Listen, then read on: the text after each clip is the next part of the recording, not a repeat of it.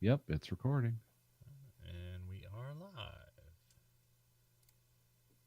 Which screen do I want to be on? I guess this screen. You're listening to the Verhoeven. Oh, tell your friends. You're listening to the Verhoeven Effect podcast. I'm Conlon. And I'm Nathan. We have another very special episode. We have the 2011 movie The Gray. Uh, Yes. Nathan, do you have a history with The Gray? Me and Stacy watched it once, like when it came out. I Like in mean, the like, theaters or in no, no, streaming? no. We Okay. watched it on, no, it was the Red Box. Okay. So, yeah, that tells you how old we are. Yeah, mostly I know this from you constantly referencing the part where he like puts like liquor bottles in between his Yeah, fingers, like now he's the alcoholic's Wolverine. yeah. Best thing ever. And weirdly, come to find out while watching this movie, that happens for like 2 seconds, and there's no follow up to No, it. There's but you actually, remember it. well, the thing is, like what I heard is like in the trailer, there's more of that scene that was filmed that's in the trailer and not in the movie. So apparently, a lot of people were bummed by that. It's like, Yeah. no, we want the fucking, we want the, we want the fucking knife fight punch out scene with the wolf. And it's like, well, you're not getting. Yeah, because I forgot he duct taped the knife into his other hand. But he was just like, his body was just weapons at that point. Yeah. This is a very, like, it's a great, it's a good feel good movie. Also, the way I spell gray, which I guess is wrong in British, but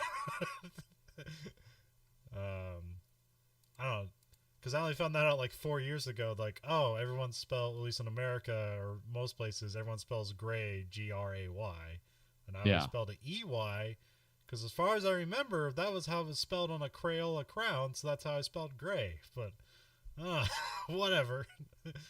I don't know. Have you ever come across that, Nathan, or have you always spelled Well, it with an A? interestingly, I have some bottles here. Where's my glasses? Because I need those now, because of course. Um, these are Mr. Hobby. So it's mostly, or also known as Gunzi. It is mostly Japanese writing, but this color gray, Gray, this dark gray, Grey. Huh. Same company, same manufacturer. Let's see. This gray here is Gray. But it seems like all the lighter tones of gray, like this I don't know how well this comes through. That's like a light gray. Yeah. Okay, that is AY, dark gray, EY. Huh. Don't know why. But there's more like Japanese writing on those bottles than any other language. So yeah, who knows Well, how also they're like the book and the movie 50 Shades of Grey, that was Grey, but that's because the character's name was Gray, Grey. okay. And so it was more of like a pun. Do you know the weird history of those books? They were basically, it was erotic fan fiction for the vampire novels, Yeah, the Twilight novels. Twilight novels. Yeah, and then it became its own, because it's basically like it was written to describe like the sex lives we imagine the vampires have in those books, but it's because they're young adult novels, they don't include that. So we're just gonna do our own imagination thing, and then that became a basis for the most popular, I don't know, S&M novels in America. Yeah, I've never watched or read any of those books. me neither. So People's, to be honest with you, folks, people's sex lives don't interest me too much unless they're really weird. And then it's like, oh, I want to know things like this about people. But other than that, it's like, just reading books about people having sex is like, well, as far as I know, the stuff in the book is like tame to like what you've accidentally discovered on the internet. So it's like, so I guess there's just a lot of housewives that haven't searched the internet far enough to be to not blink an eye at what happens in those books. yeah, yeah. I mean, it didn't seem like there was like a coat of oil on it where it's like, it's so murky you can't see through it unless you plunge your face into it and pierce the other side. I didn't think it was that bad. Um, or was it? I don't know, but yeah. No, as far as I know, it's just basically like people getting tied up and there's some whips, and then like some people be uncomfortable for a while. It's like That doesn't seem that bad. I've seen way worse on the internet. Yeah, I was gonna say this isn't like the Pain Olympics where it's like, yeah, we're cutting things off, or things are being beaten that shouldn't be, or punched. Time to have sex acupuncture. Yeah. You ever screw in a pile of broken glass? Like, what's wrong with you? Are you raised by serial killers, or are you just German? Which one is it? I don't know what's going on. Can it be both? Yeah, German serial killers raised me. Came out January 27th, 2012? Oh, so it must have been. Yeah, I must have missed something because it says. No, it's film circuit release 2011, general release 2012. Trying to get in for the Oscars. Okay, that's what I was thinking. Maybe, I don't know. It's yeah, it could be. It's got okay performances, but generally either a January movie is like Oscar season movies or it's garbage. So they must have not thought well of this movie, but they released it at the end of January, so maybe they thought well enough of it. I don't know. Yeah, it's I will say it's I watched it with Stacy because she thought it looked interesting. She did not like it because it was just kind of gory and violent in some parts and essentially hopeless. Yeah. Or hopeful, depending on how you view it. I thought it was a kind of a very consistent story with fairly even performances throughout, but it didn't leave me like, I want to know more. I was kind of like, well, I've seen it. So, no, I mean, it's more of a character study. And there's also some interesting interpretations on it where there's stuff you can take where it's like, okay, did the filmmakers and the writers make a mistake, or is that the characters making a mistake intentionally or unintentionally, and this is all a character study? And it's hard to know. Yeah. So I'm not sure if you looked up the trivia, but basically they were saying like, Liam Neeson in this movie basically takes over everything because he's like, well, he knows the wolves, so he's going to know better. And essentially, if you look at the movie, they follow him, and he essentially makes every wrong decision possible. Yeah. I noticed it. And some people are saying, like, well, he's suicidal. That's intentional. That's exactly what I thought. Or is it people who are out of their element trying their best, and it just doesn't work out? Because he's not exactly, he doesn't purport himself to be a survival expert. He's just a guy that shoots wolves before the wolves tackle the workers at an oil factory. Yeah. So, directed by Joe Carnahan, who usually does like a lot of like wacky and zany action movies that are very, Quentin Tarantino-esque. Yes. I remember Smoking Aces comes to mind. Yes, that was the movie he did before this. I think that was a cool movie. It's probably, if I watched it again, I'd probably have to roll my eyes at it, but I remember being cool when I watched it. There's things I liked about it. Yeah, I remember this is it's very artistic, like you said. It's very, it's like, well, this is definitely a movie of its time. And it's got a huge cast. Well, at least a bunch of people from that movie went on to do bigger things. And it's like, oh, cool. Here they're in the movie for like 5 minutes being a cool version of themselves. And then, but he does serious stuff. Like his first movie is Blood, Guts, Bullets, and Octane, which is very just like, I want to be Quentin Tarantino. So it's fun, but also stupid when compared to Quentin Tarantino. Yeah. And then he got more serious. He did Narc, which was also a January movie. And Narc's a good movie. It just kind of I liked it. I remember liking it. It's one with Ray Liotta, right? Yes. Yeah.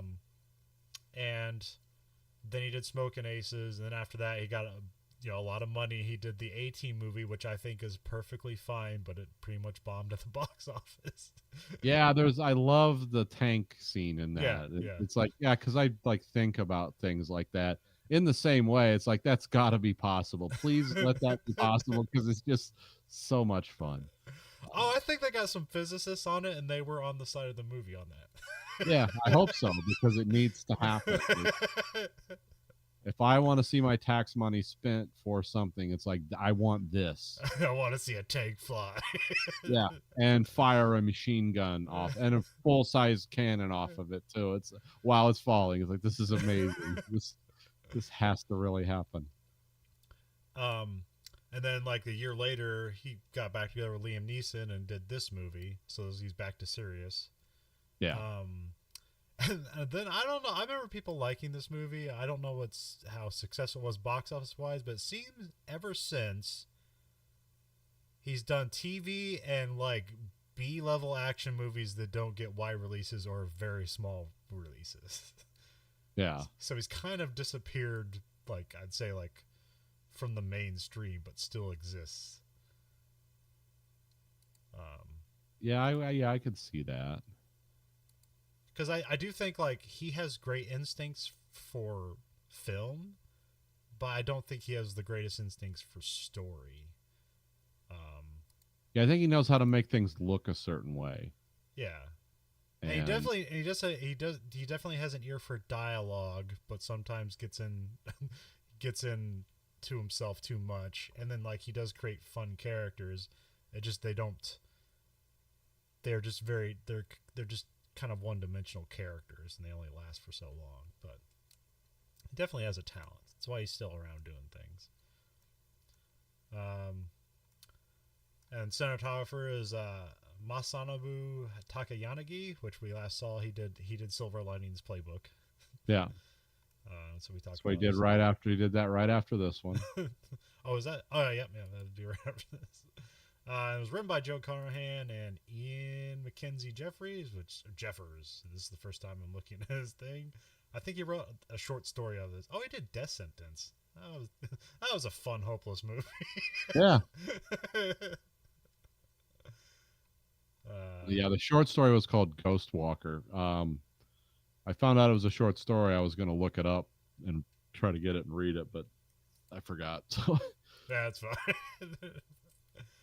And of course, the cast is Liam Neeson, Dermot Mulroney, and Frank Grillo.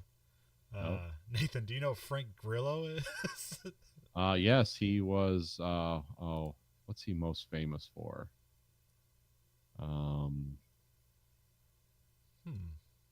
He was. I know he was in a bunch of Marvel movies as different characters. Oh yeah, he's just like a bad, heavy guy in those movies, but like not like but he wasn't super powered. I don't think he was just like a henchman.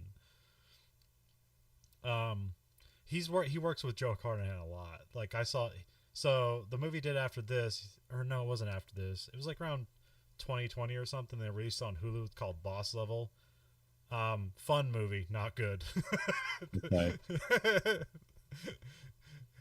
I think the most thing I'm struck by in the movie is that like Frank Grillo is like it's like with his shirt off for like half the movie, and like he's like 55 in that movie, and he's got like the body of a 20-year-old. It's like, how the hell does that happen? I guess genetics is strong in his family.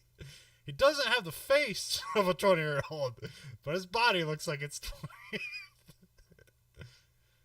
I remember he was in one of my what's those movies? It was one of those Bruce Lee movies, or not Bruce Lee, Bruce Willis movies.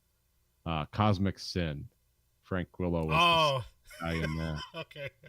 Like I said, that movie is absolutely horrendous, but the concept, and it's like, oh, there's a protocol called Cosmic Sin. It's like, what does it mean? It means when you kill alien life, you just commit genocide against it because it is so dangerous to us. We must kill it. It's like the only cool thing about the movie is, oh, we're initiate the Cosmic Sin protocols. It's like, what? What's that? I think Thomas Jane was in that too. Oh yeah. That was a bunch of people. Like some Russian millionaire wanted to like direct a movie, so they were like, here you go. Yeah. We're giving you Bruce Willis. And then Frank Grillo was in like his Joe Carnahan's recent movie, which I saw the trailer for and it looked fine. It basically looked like an extension of Smoking Aces, but again, it was released like 2 years ago and I'd never heard of it. Yeah. What is it called? Yeah, go check the Cop Shop. Okay. It's got a 6.2 rating, which really isn't bad for Internet Movie Database, but not great. Why I watched the trailer sometime. I don't even know if it's streaming anywhere. But again, it was like, this movie looks okay. Never knew it existed. That just kind of seems where um, Joe Carnahan's at the moment. But I also it's one of those like kind of like Assault on Precinct 313 movies where it just all takes place in one location. So obviously, like, it was a budget minded kind of like action, you know, standoff movie. So Yeah. uh, Just James Badge Dale is in this. My favorite actor from The Empty Man. I think he played the dumbass guy with the long hair. in this movie? I think that was him. No, Oh, maybe that was the other guy. no, that was the other guy. Okay. James Badge Dale is the guy who dies in the plane. He's bleeding out, and Oh, okay. Liam That's Neeson him. goes up to him, is like, just let it wave over you, Yeah. which freaks everybody out because he's like, you know, it's like the opposite of every scene in every movie where it's like, just like, stay with me, like, you need to stay awake, and he was like, go to sleep and die. Let death wash over you.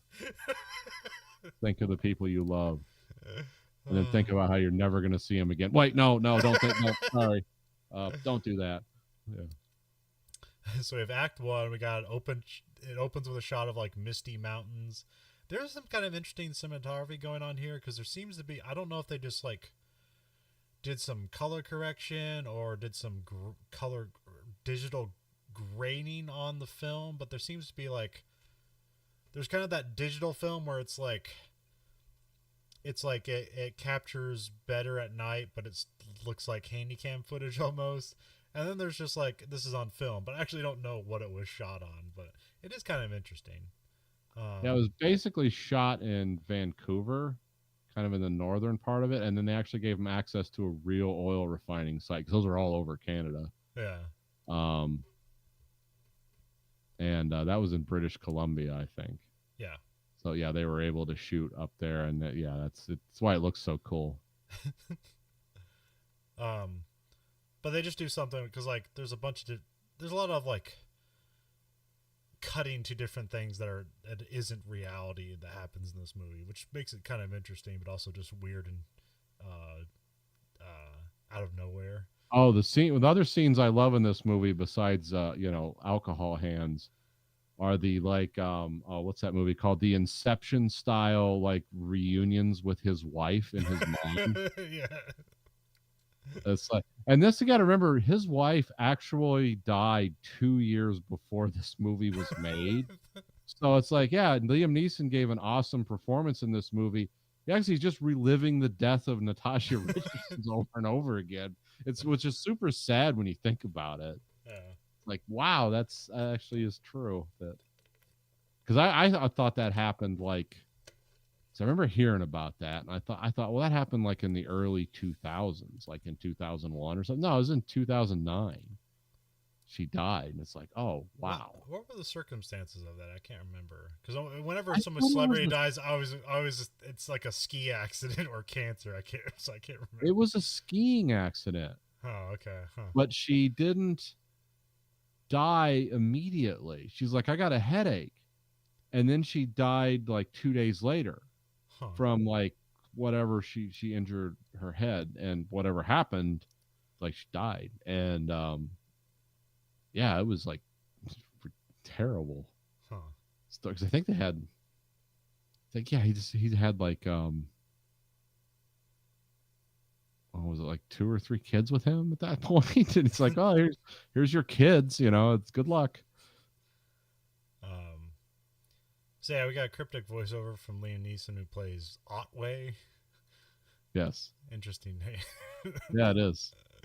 I mean, he just plays Irish in this movie, so that's what his character's background is. He's carrying like a bagged rifle with through some like oil industrial park. I wrote probably Alaska, but like you said, it's filmed in British Columbia, but it's meant to be Alaska. Yeah. Which I guess in the original concept, Joe Carnahan was like, no, it's Canada. And then they're like, you're going to make literally millions more dollars if you just say it's Alaska. Yeah, that will actually, that'll bring more people. Yeah, a lot of underrated Canadian-made movies just because it takes place in Canada and nobody cares. Yeah. Which like the Canada, okay, like if you're filming in Toronto and you're trying to pass it off as New York, but it's obviously like not, or you're saying, or you're doing something like that. But like if you're filming in Canada, in the northern like wastes of Canada, or in Alaska, which is like weirdly actually in reality should just be the other part of Canada, but Yeah. we bought it from the Russians and like it's like what difference? It's the same thing. It's just a bunch of wilderness with oil refineries in it. Yeah, because you can't live there 99% of the time. In the voiceover, he says like ex-cons, fugitives, drifters, assholes, men unfit for mankind, which he includes himself in this, which we don't know. We don't know which one he is, but apparently he's just a drifter asshole, I guess. He's not a fugitive or an ex-con, so. So he enters like a warehouse bar, like it's a bar just like inside of a warehouse or something, and there's fighting and partying going on. No one seems to really be stopping the fight. They're more like cheering it on. Yeah, they're just kind of interested in it distantly. But there also seems, in, they're done with their shift or whatever, or I don't know if I don't know if this is like crab fishing where they go out for like 3 months and then get like $100,000 and then go back to their lives and waste it all on drugs or whatever. But it's probably something like that. Yeah, like essentially, like they're done for their isolation working that they're doing. They get to go back home after this. You don't know that here, but I'm just guessing that later on because that seems like what's happening. So I've known 2 people in my life that were pipeline workers. Interesting guys, still doing it. Make a lot of money, but then when they tell you like how much it costs to live in Alaska, it's like, oh, you're not really making that much money. Okay, weird. Living in America. Yeah, exactly. He takes a drink and then has a flashback to his wife when he was in bed with her. He like laments being with her, and then like he realizes, but then she left me, which is like, oh, well, yeah, he was a bad person and she left him, which has a different connotation within the last, like, I don't know, 5 minutes of the movie. It's like, oh, that's what's going on. And then he cuts to him, like, he's, like, writing down his voiceover. This is all kind of, like, out of sequence, but it's supposed to confuse you. Because we cut to like some guys are out work. It's like day. Some guys are working out. Well, actually, I don't know because I know time gets weird up there, so I don't even know like what time they're there, how long daylight lasts, all that stuff. No, because of a conversation towards the end of the movie, it's the day shift. Okay. I don't know if they're in the white nights or not yet, but I don't know if they even have it that part of Alaska, but yeah, I think it is the day shift. Okay. Some guys are out working on the pipes, and then like a wolf's trying to attack him, and then Otway just shoots the wolf, which no one really reacts to. It's like, oh, a bullet flew by me, cool, thanks. Like, no, yeah, he's shooting this thing on the run too, which is like kind of cool. It was like 5 feet from the guys. Yeah, he just spins around and like falls over, and they're just like, huh. Fired a bullet at an oil pipeline. Pass me that wrench. He fucked that wolf up, didn't he? Yep. Let's get this done and go get drunk and beat on each other. Then there was a close up on the dying wolf, and Otway walks up to it. I think this is where he like kind of like lays his head on it and basically like listen to it life leave its body, which is a common thing throughout this movie. Yeah, there's a lot of life leaving bodies in this movie, and people's kind of weird relationship with it, because any normal person would be like, why, what are we doing here, this is horrible, but everyone's kind of stoic about it or weirdly idiotic about it. Like no one's normal. There's no one person has a normal reaction to this stuff. But they're not normal situations either. They're also not normal people. They explain that in the voiceover, although at the very end they normalize them somewhat. Whether it's like everyone has a picture of their family and their children. And it's like, wait, this doesn't seem like this group of guys. Yeah. Family men, everyone. Then we cut to like, it's night again, and Otway's preparing to kill himself.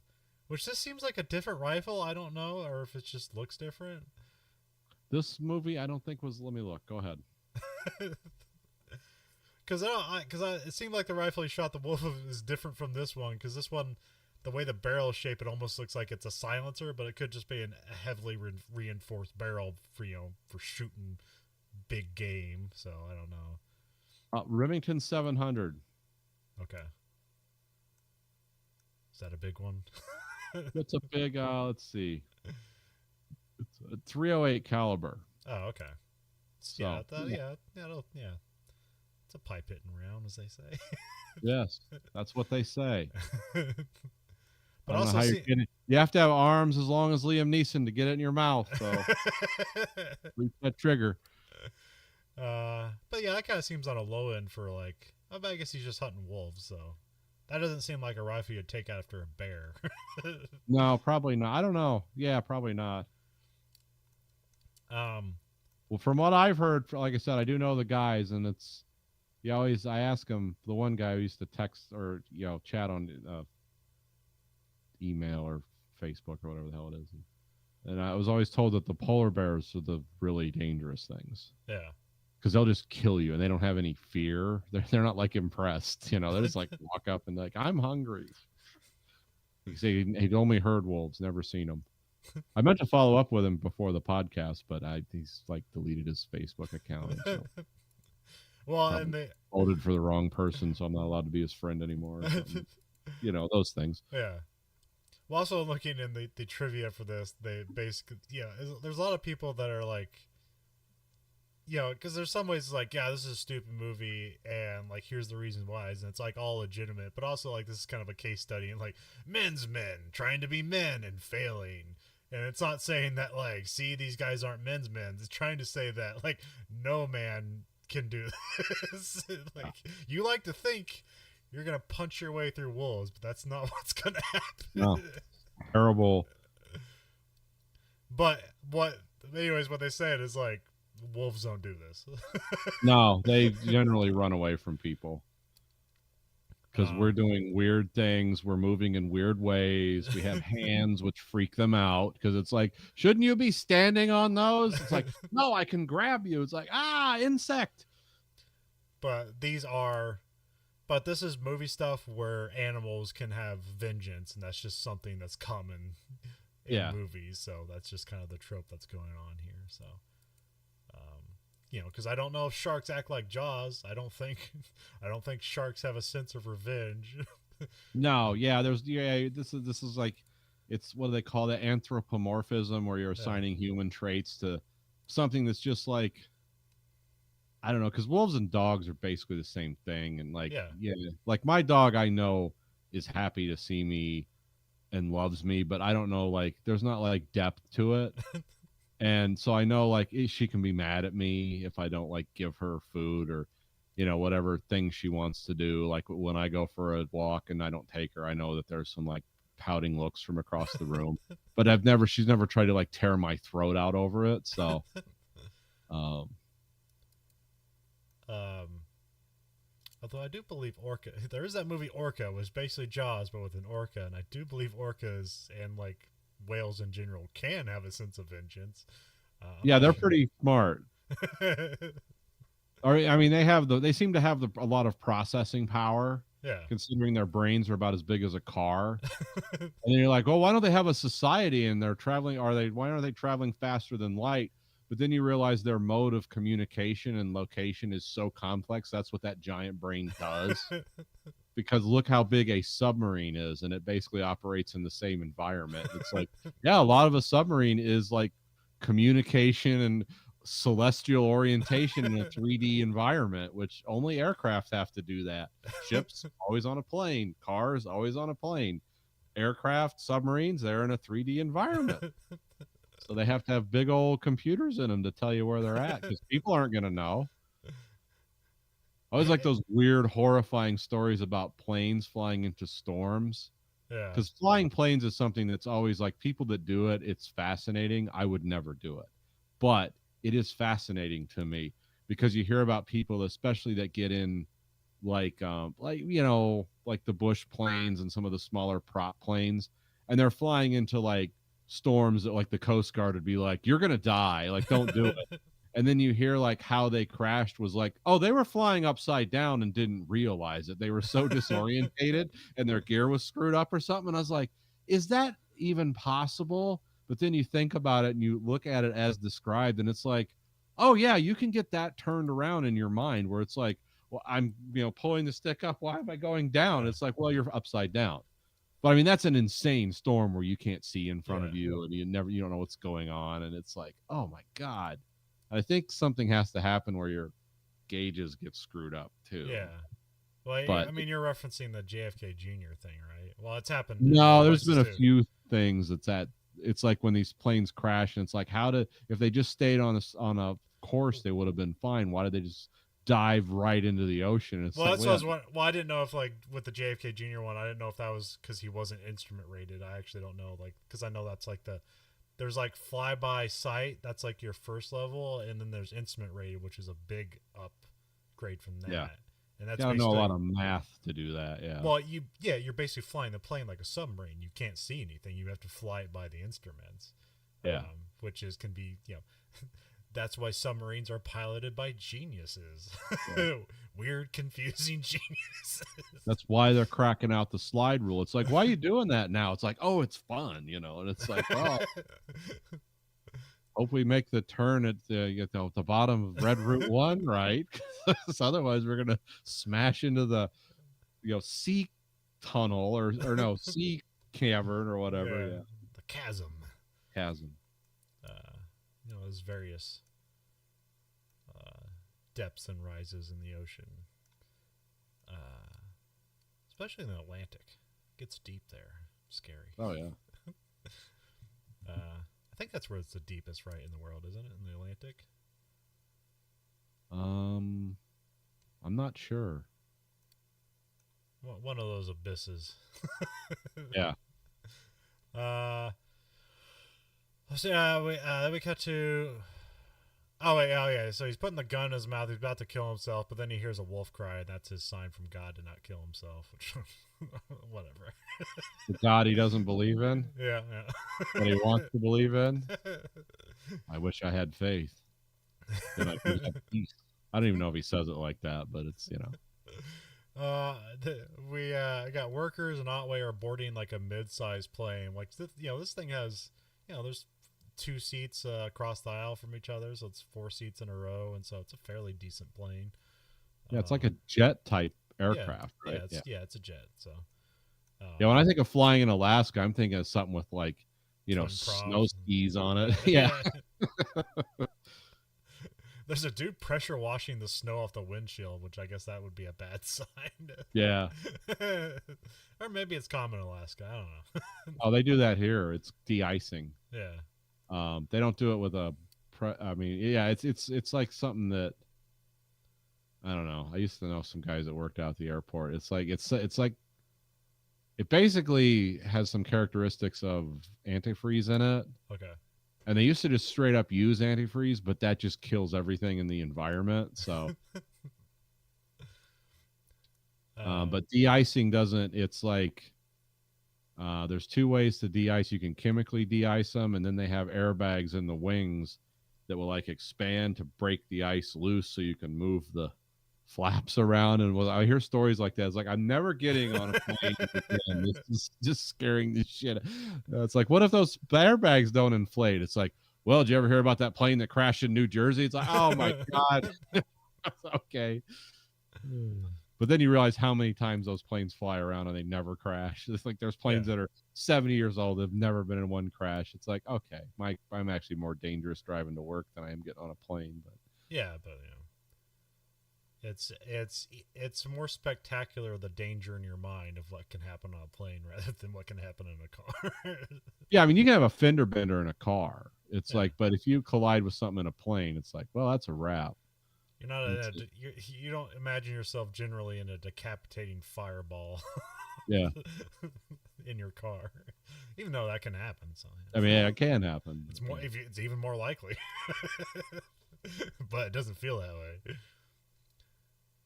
Well, I guess because you're controlling the steering wheel and everything. It's like, yeah, it's up to me. Well, Even also though there's pilot's like way more qualified than you are. It's like still it's up to me. also it's like the car's on the ground, so it's not like Yeah. it's really that following feeling that's like the helplessness. Oh yeah. I mean, yeah, go ramp a car. You're gonna feel immediately helplessness because, like, yeah, your steering does nothing. I don't got wings on this thing. There's nothing I can do but let God take the wheel. There's no wing surfaces here for flight. You can't even let God take the wheel. You gotta let Newton take the wheel. Yeah. Physics, take the wheel. Oh fuck! One of my nightmares were the people in the plane in New York when they're like calling. It's like there's a bunch of buildings around. I don't know what's happening just right before they slam into the tower. It's like what a nightmare. Just it's like I don't know what's going on, but I don't think it's good. There's lots of buildings around. I don't think these cretins can fly the plane. It's like, well, yeah, you're right. Actually, they got one. They're flying it one way in a way it was never intended to be flown. But yeah. Otway sits down and he starts. I wrote this as his suicide note. This is the note he was reading and writing, presumably to his wife or whatever, or ex-wife. But then it follows up like, oh, he's putting a gun in his mouth. It's like, oh, this is his suicide note. Now, am I interpreting that correctly, or do you have a different interpretation? No, that's what I thought too. Okay. This whole movie is about the death of this guy. Yeah. Just the slow march towards death that will overtake us all. That's why it's such an uplifting movie. Because we find out later on, like, oh, his wife's dead, so he's writing this note to her. So obviously, actually, I don't know if that makes it more obvious that this is a suicide note, but it's like, essentially a note meant for no one. But yeah, I mean, the reason I thought it was a suicide note was because he had a gun in his mouth in an earlier scene. Yeah, like, yeah. oh, this is just part of the process of Yeah. how you do it. Because I've had a lot of guns and I own a lot of guns in my life. Never once put one in my mouth, not even to see what it was like. It's like never been that curious. So when you're doing that, especially with the rifle, you have those NBA hands, because otherwise you're just going to blow the front of your face. We've talked about this before.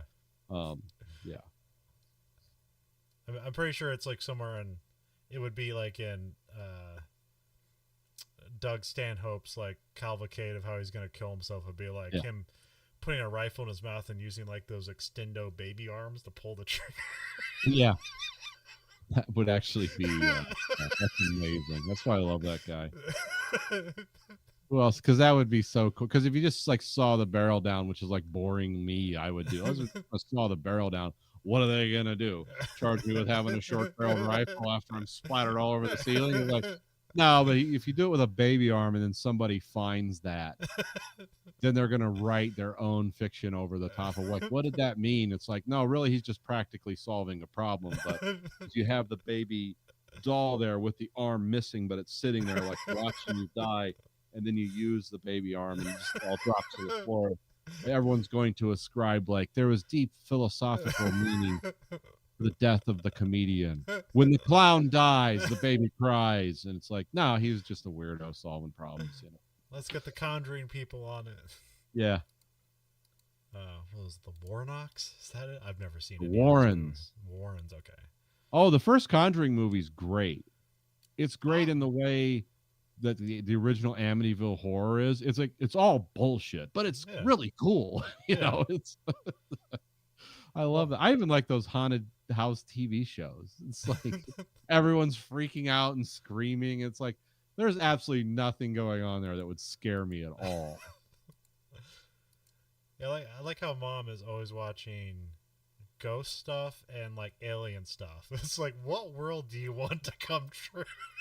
Oh, I watch that stuff all the time too. I'm as guilty. I've seen all that stuff on Netflix and all that, but I'm also like putting together something when that's going on. Yeah. So it's like when I'm hearing about how this is the plan the Anunnaki aliens have and why they built a fake moon and everything. It's like, well, I'm not really having to engage this in any serious way. I'm just like matching colors on using an airbrush. It's like, yeah, cool.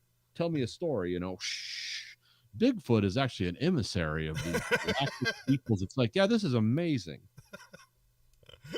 And that way, when people come and try to tell me, like, hey, I got to drop some truth on you. It's like, yeah, go ahead. And then I'll interrupt them and like tell them something twice as crazy. It's like, oh, you know about this too. And it's like, well, I know it's bullshit, but man, it's fun. I mean, Yeah, yeah. it's like, It's this isn't really happening. yeah, that stuff was all fun until it started bleeding into reality and politics. Yeah. And that's when it's not fun. Yeah. I remember when I was talking to, when I've had some great parent teacher conferences in my life with Grayson's teachers and when he was in high school. And I was talking to the chemistry teacher and we were talking about we were talking about Harry Potter or something. And I said, yeah, I don't know much about that. I've never read it. I've seen a few of the movies. I know Grayson was into it. But I said, imagine, okay, as like you're like, you know, a man of science, you know, a teacher. Now imagine if magic was real, how that would fuck up all the rules of science we have, because now we would have to account for this. Like all the laws of conservation, all that stuff would be thrown out the window because now we have this thing like, oh, you can think and will something into being and just cause this like transition of thought into energy. And like, so if all this Harry Potter stuff was true, it would just completely upend our ability to understand science or the world around us at all. And the problem I have with Harry Potter is it doesn't really, or any of that stuff, even Lord of the Rings and Wizards and all that stuff, it doesn't offer any like, oh, how does this work practically? It's like, how does this have this? And you know, and no one ever explains that. And he was actually thrown by that. He's like, man, I never thought of it that way. It's like, well, yeah, imagine if it was real, it would be terrifying. Just like if aliens were real. It's like, oh yeah, type 1 civilization that can travel at superluminal speeds across the galaxy are interested in coming here and mutilating cows and sodomizing kind of weirdos from the Midwest. It's like, what does that tell us about the greater universe and what it means? And it's like, yeah, if any of that stuff was true, we would actually be living in a David Lynch movie. It would just be a real one. Like, oh my god, they know how to pick their victims. Like they know they know us better than we do. They never believe any of the victims. Yeah. And I always think it's funny, like it's like they'll point out, it's like, well, you know, Jimmy Carter actually made a UFO report when he was in the Navy. It's like, well, yeah, he probably actually saw a UFO, an unidentified flying object that was probably there to spy on whatever Navy stuff we were doing, sent by the Russians. It's like, yeah, he actually saw something and exactly described what he saw and made a report. He didn't say, oh, little green men came and told me the secret of the universe. No, some kind of Russian spy thing happened and he had to report it. What was that recent thing where they had like some sort of like congressional meeting and they had a guy talk about stuff and he's like, there's been non-human bodies and spaceships, I've seen them, and then there was just no evidence. It's just a guy saying weird stuff without anything to back it up. Yeah, that's my thing with that is I forget what the guy's name was. Yeah, he had some kind of level of security clearance, but he was actually, you know, on the record talking about this stuff. But yeah, produced no evidence. And it's like, cool, I'm glad you're saying this, but until you show me pictures that aren't fake, I don't care. It's like, yeah, because I've heard, because this is similar to the stuff that the guy, the guy from Area 51, Bob Lazar. It's like, because you remember that guy, right? I'm confusing it, but go ahead. Yeah, he was the guy. He worked at Area 51, and he left, and he basically was telling people in the 90s, like, yeah, they have UFOs out there, and they're working, they're trying to reverse engineer. And everyone laughed at him, but then he knew very specific things about Area 51, like how you work there, how you get a job there, what kind of machinery they had there, what kind of equipment they had there, all stuff that later came out. It's like, yeah, he's true. It's actually really what's going on. And then when he goes on Joe Rogan, like 15 years after this, and he talks about, oh yeah, the thing they were working on, this element or whatever, called element 115. It was like, yeah, it's one of those like, it's that unobtainium that makes UFOs work or whatever is essentially the short story of it. And then it's like, wow, this is so ridiculous. And they raid, because he lives in Michigan now. The feds raid his house in Michigan and his business where he sells scientific supply stuff. And it's like, oh, well, why are they still messing with this guy then? What does it mean? It's like, I don't know, but he never showed me any pictures. But yeah, his thing about UFOs was like, no, we found them, but they've been here for thousands of years. Like we found them buried in the ground. Oh, and they just dug them up and they're like, none of it actually works. We're just trying to reverse engineer, like, well, how might this have worked or whatever? Because this thing crashed here like 10,000 years ago, and we don't know anything about it. We have it. It's real. It's a physical thing, and I worked on it, and it's like that might actually be true. I would actually believe that if you could show me pictures. Yeah. It's like, hey, Nathan, walk in and look at this thing. It's like, you guys didn't mock this up. This isn't some like Mythbusters thing that you guys did in a workshop. It's like, no, this is real. It just does things. I mean, it operates under principles of science we don't yet understand, but it's kind of in line with the science we think we understand. So it's like, this might work. It's just something we don't understand. I would totally believe that if you showed me pictures. But as long as you're talking about, oh, well, the secrets and we can't reveal it, it's like, well, then it's bullshit. I don't care because you can't show me any proof. It's just like, it's just like my stuff with conspiracy theories. Like, do you believe a cabal assassinated Kennedy? Yes, I do. Can you prove it? No, I've never been seen proof of it once, but I believe, it kind of makes sense. It kind of jives with some of the other stuff going on, but I can't prove it. I can't point and say, yeah, this definitely happened, but it's something I'm not going to close my mind to and say, it didn't happen because I don't have proof. But I'm not going to like change my behavior around UFOs until you start showing me pictures and stuff that isn't fake. Just bring out the actual UFO you found buried in Egypt. It's like, oh wow, that's crazy. That's real. Okay, cool. We found the Stargate. Yeah, but this guy always said it. It's like with him, I don't believe, because he's gotten more credibility as time goes on, because the stuff he was talking about how the place works and all that, it's like, yeah, that was all true later, so he must have worked there. But he says, is like, I don't believe he's ever said, no, we're not in contact with any living aliens.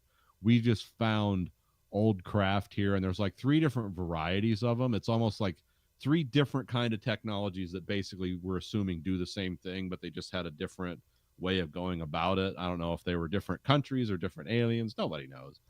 But it's like, okay, I could see that. And we're just finding one crash ship and 2 rescue ships, and then they stop sitting. Or what it is because it does kind of jive with like the Fermi paradox and stuff. I don't know what this has to do with the gray, but it does kind of jive with the Fermi paradox about like, oh, these could be like civilizations that died out 10,000 years ago for whatever reason. And we're just finding like, yeah, they did come here and we found their ships. And it's like, but they're so far away from us, we'll never see them. Or they died out. They could be like 1 galaxy over, but they're dead. So we wouldn't know. They're not sending out signals. They're dead civilizations. So it's like, that's possible. Or we get a signal, and by the time we respond, they're already dead. Yeah. Well, speaking of annoying people, an annoying person sits down next to Otway here. Yeah. He tucks the suicide note away in the front seat pocket, and then he tells the annoying guy like he wants quiet, and so the annoying guy gets mad and leaves and goes to another seat to sit by himself. I think he sits by himself, or does he just bother somebody else? I think he goes like sits near a group of people and starts being annoying in another way. Okay. And I kind of felt sorry for this guy because I've actually worked with people like this. Yeah. Where it's like their mouths just, as soon as they sit down, they got to start running their mouth. Because if, again, like the Patton Oswalt thing, if there's a moment of silence, goblins will come from the ground and tear us apart. And it's like, can you just be quiet let's not talk about something for 5 seconds? And it's always like, I want to say things that are edgy and funny, but it just manages to annoy everyone in your vicinity. It's like, you got to work on this timing and delivery here. This really, it's just obnoxious. Or you want to say something horrible about someone who is also in the room with you and you don't really know either one of these people. Where you're like, that guy's an asshole. It's like, okay, I don't know him, so I can't make that judgment. So why should I be on your side right away? What do I get out of this? Are we forming an alliance? No, what's going on? He didn't listen to my garbage, and now I'm planning a conspiracy against him. Yeah. I hate that guy. He's a jerk. It's like, is he? Start thinking he might be onto something. Then we cut to sometime later. The plane's like rocking a bit, but the workers don't seem too worried about it. And then a flight attendant starts moving through the cabin, and then the turbulence gets rougher. Here the annoying guy starts talking about plane crashes and pisses everybody off. Well, he says horrible things like, yeah, don't do that thing where you put your head down between your legs because there was this crash, man, and they found these people with their spines sticking into the back of the seats, and everyone's like, shut up, you're gonna jinx it, or like that kind of stuff. But the crash doesn't happen here, so I guess that's a good, because that's kind of, I don't know, I guess a lot of this movie like isn't original. Like there's been so many plane crash survival movies, so yeah, there's been a few of them, and they even reference some in this movie. Yeah. So I guess here that they don't just like start talking about, have turbulence and start talking about plane crashes. They don't just have the plane immediately crash. So I guess that's a good thing. Yeah. Then we cut to night. The cabin lights are darker. People are sleeping. You can see their breath like as they sleep. It's actually a really cool like cinematic thing. It's like I didn't think of that. Plane's so cold. Like everyone's breath is in the air. And then Otway like dreams of his wife, and then he's awakened by like the plane being extra violent. Or like in his dream, like he's like in his current, he's in a bed with his wife, and he's got his current like jacket and stuff and boots and stuff on, and then he's kind of like pulled out of the dream, and he like wakes up. Yeah, and then like looks out and sees like an engine fire on the wing or something. Well, yeah, he looks outside and the ailerons are like all messed up. Yeah. Like they're like trying to move and they can't. They're like almost like it's trying to move on a sprocket, but it's just like. Oh, those airbags didn't inflate. Yeah. Okay. I don't know, but it sounds good. Hey, it can be whatever you want it to be, and we talked about that recently, so it could be that. Yeah. There's really cool sound design on the plane crashing. Like the sound design of this movie is almost like the sound design from a horror movie, but it's like essentially a realistic situation. Yeah. Yeah, I was kind of thinking of what to call this movie, what genre. Is this like horror survival or just survival? It's like there is no supernatural element, or is there? It's like it could be horror survivor movie. I don't know. Well, basically it like has all like the elements of like the black smoke from Lost, but it just doesn't exist. Yeah. It's like what the actual black smoke in Lost was. Like one of the actors was telling someone, it's like, what does it look like? It's like a camera on a stick.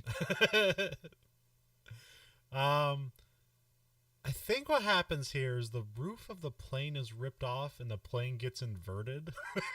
Okay. Because we see Liam Neeson hanging upside down and we see the ground rushing beneath, but there's no roof on the plane and he's above the trees, so that must be what's happening here. I have no idea. Are they doing like, what was the Denzel Washington movie, Flight? Yeah. They flip the plane over because it'll work the right way. Then. Well, here it doesn't work, so. No. Well, I guess people survived the crash, so in some sense it did. So yeah. Well, let's remember Liam Neeson's character starts laying down on the seat, which is empty because it's one of those 2-seat deals, and he's putting all the seat belts on himself. He's literally like becoming one with the seat. And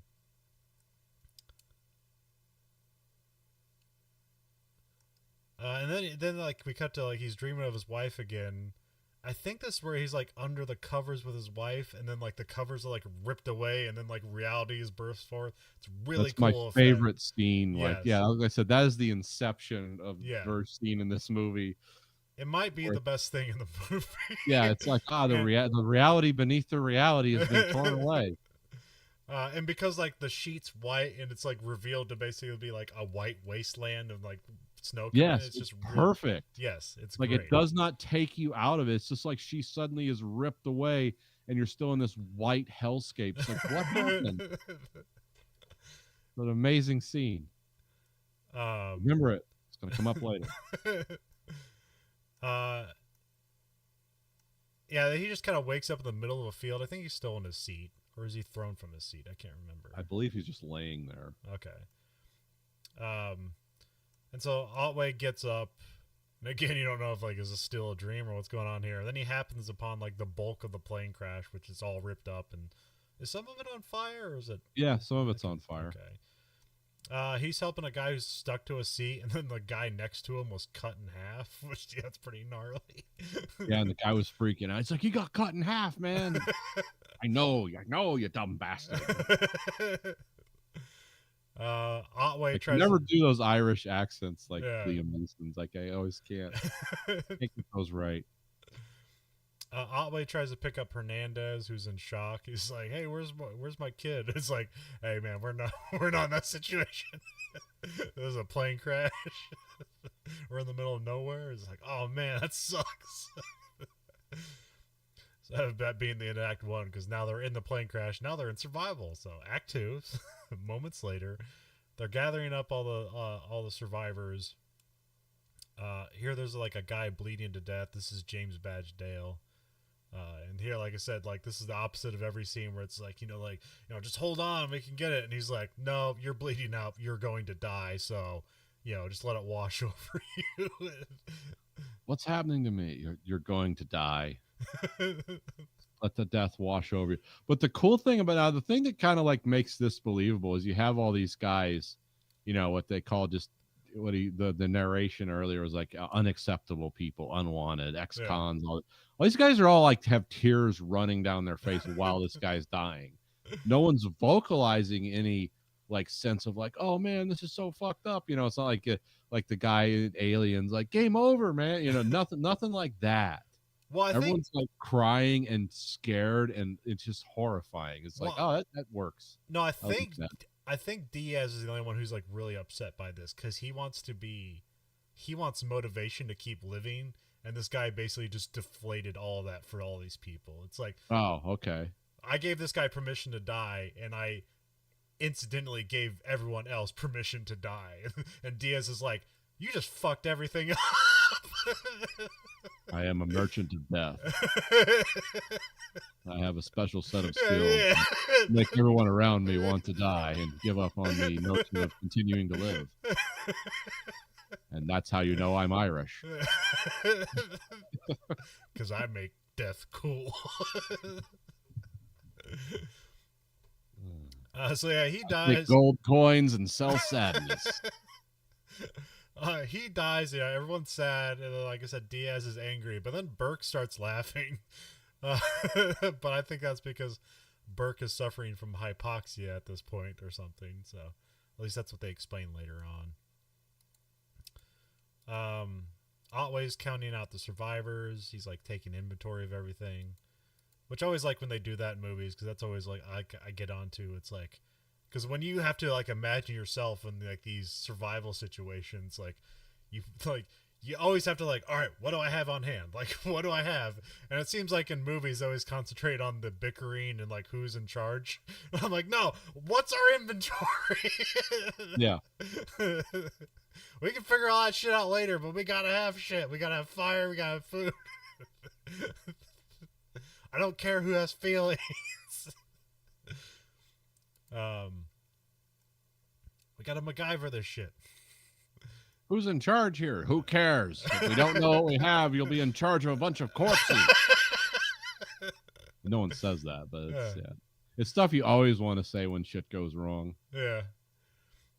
Hey, who put you in charge? It's like God.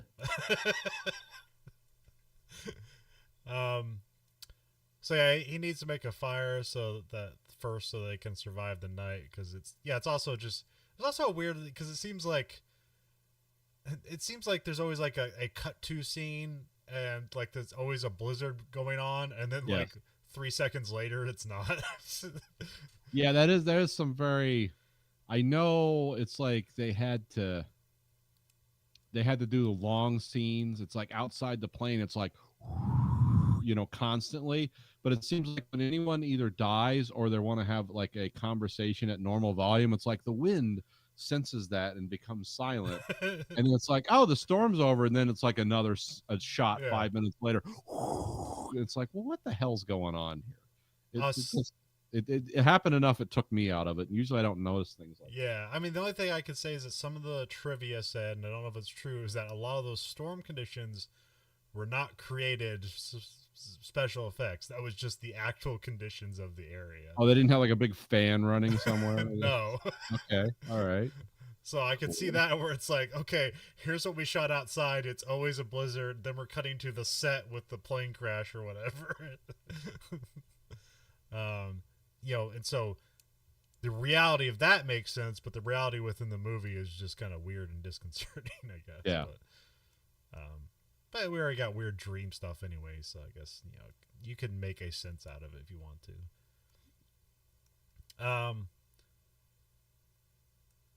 So they start stocking anything that can burn into a big pile. I like how everyone has a different reason where like, don't put that in there. It's like, oh, here's this one guy's like, oh, put some insulation on there. It's like, no, do you want to die tonight? Like, no. Yeah, that stuff will kill us. So yeah, I like that. And then they cut to night, and so they're using jet fuel to make torches, but that's always fun. Yeah. It's fun to get ice cold kerosene to burn. And then Otway comes up to there was like one woman amongst this whole like group of people, and it's the flight attendant, and so he sees her and he thinks he hears her like kind of mumbling for help or whatever, and he's like coming up to save her, and then he's like, oh no, it's just a wolf feeding on her dead body. Yeah, so, she's not making any noise. She's not moving around on her own. It's just her intestines being pulled out by this and then he goes and like tackles creature of teeth. He goes after the wolf, and the wolf like tackles and bites him and gets some pretty gnarly hits on him, on Otway. But then some guys just run in and beat the wolf away, like Oh, he hits it with like a brace of the plane, yeah. like one of the structural ribs of the plane, and it's like it would probably kill it, but whatever. Which is kind of a weird like first instance of the wolves, because it's like, well, that doesn't seem too hard. Yeah. Then we cut to Otway's getting his wound dressed around the fire, and he's basically explaining like wolves and their like hunting / kill radius, which I guess those are two different radiuses, but that doesn't make sense to me. Yeah, it does. Seems like this is trivia time. It's like, well, are these things? Okay, important question. Are these things going to continue to attack us? If yes, then what are we going to do? It's like, well, their range is circular, and they can only sense things. It's like, okay, is it going to attack me or not? So then they go back and they're searching the bodies for useful stuff. Here, Diaz, this is Frank Grillo, he finds like a GPS watch on him. Which I was waiting for that to become a thing. It just never. Yeah, I was like, did I miss something the last time I watched this? Which I thought was funny at first, because he pulls like, it has like an extra antenna on it you can pull out, and I thought it was just like, is that just like a 007 garroting tool? It's like, nah, it's an antenna, but hey, we can use it for both if you want. Yeah.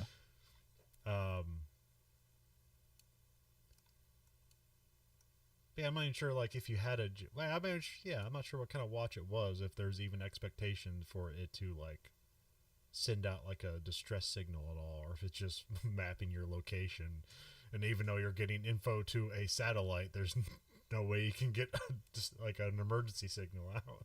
Well, I have like the 2023 big hooly dooly Apple Watch, and it can shoot off a tone if I'm strapped in, or if I'm trapped in rubble that people can hear. Oh, okay, yeah. So have I ever played that? Let's listen to that. I used to have that set up. No, that's the flashlight. I don't know. I don't remember how to play it. I mean, it'll ask me. It's like, you seem to be trapped in rubble. And then Diaz starts taking like a wall. Here we go.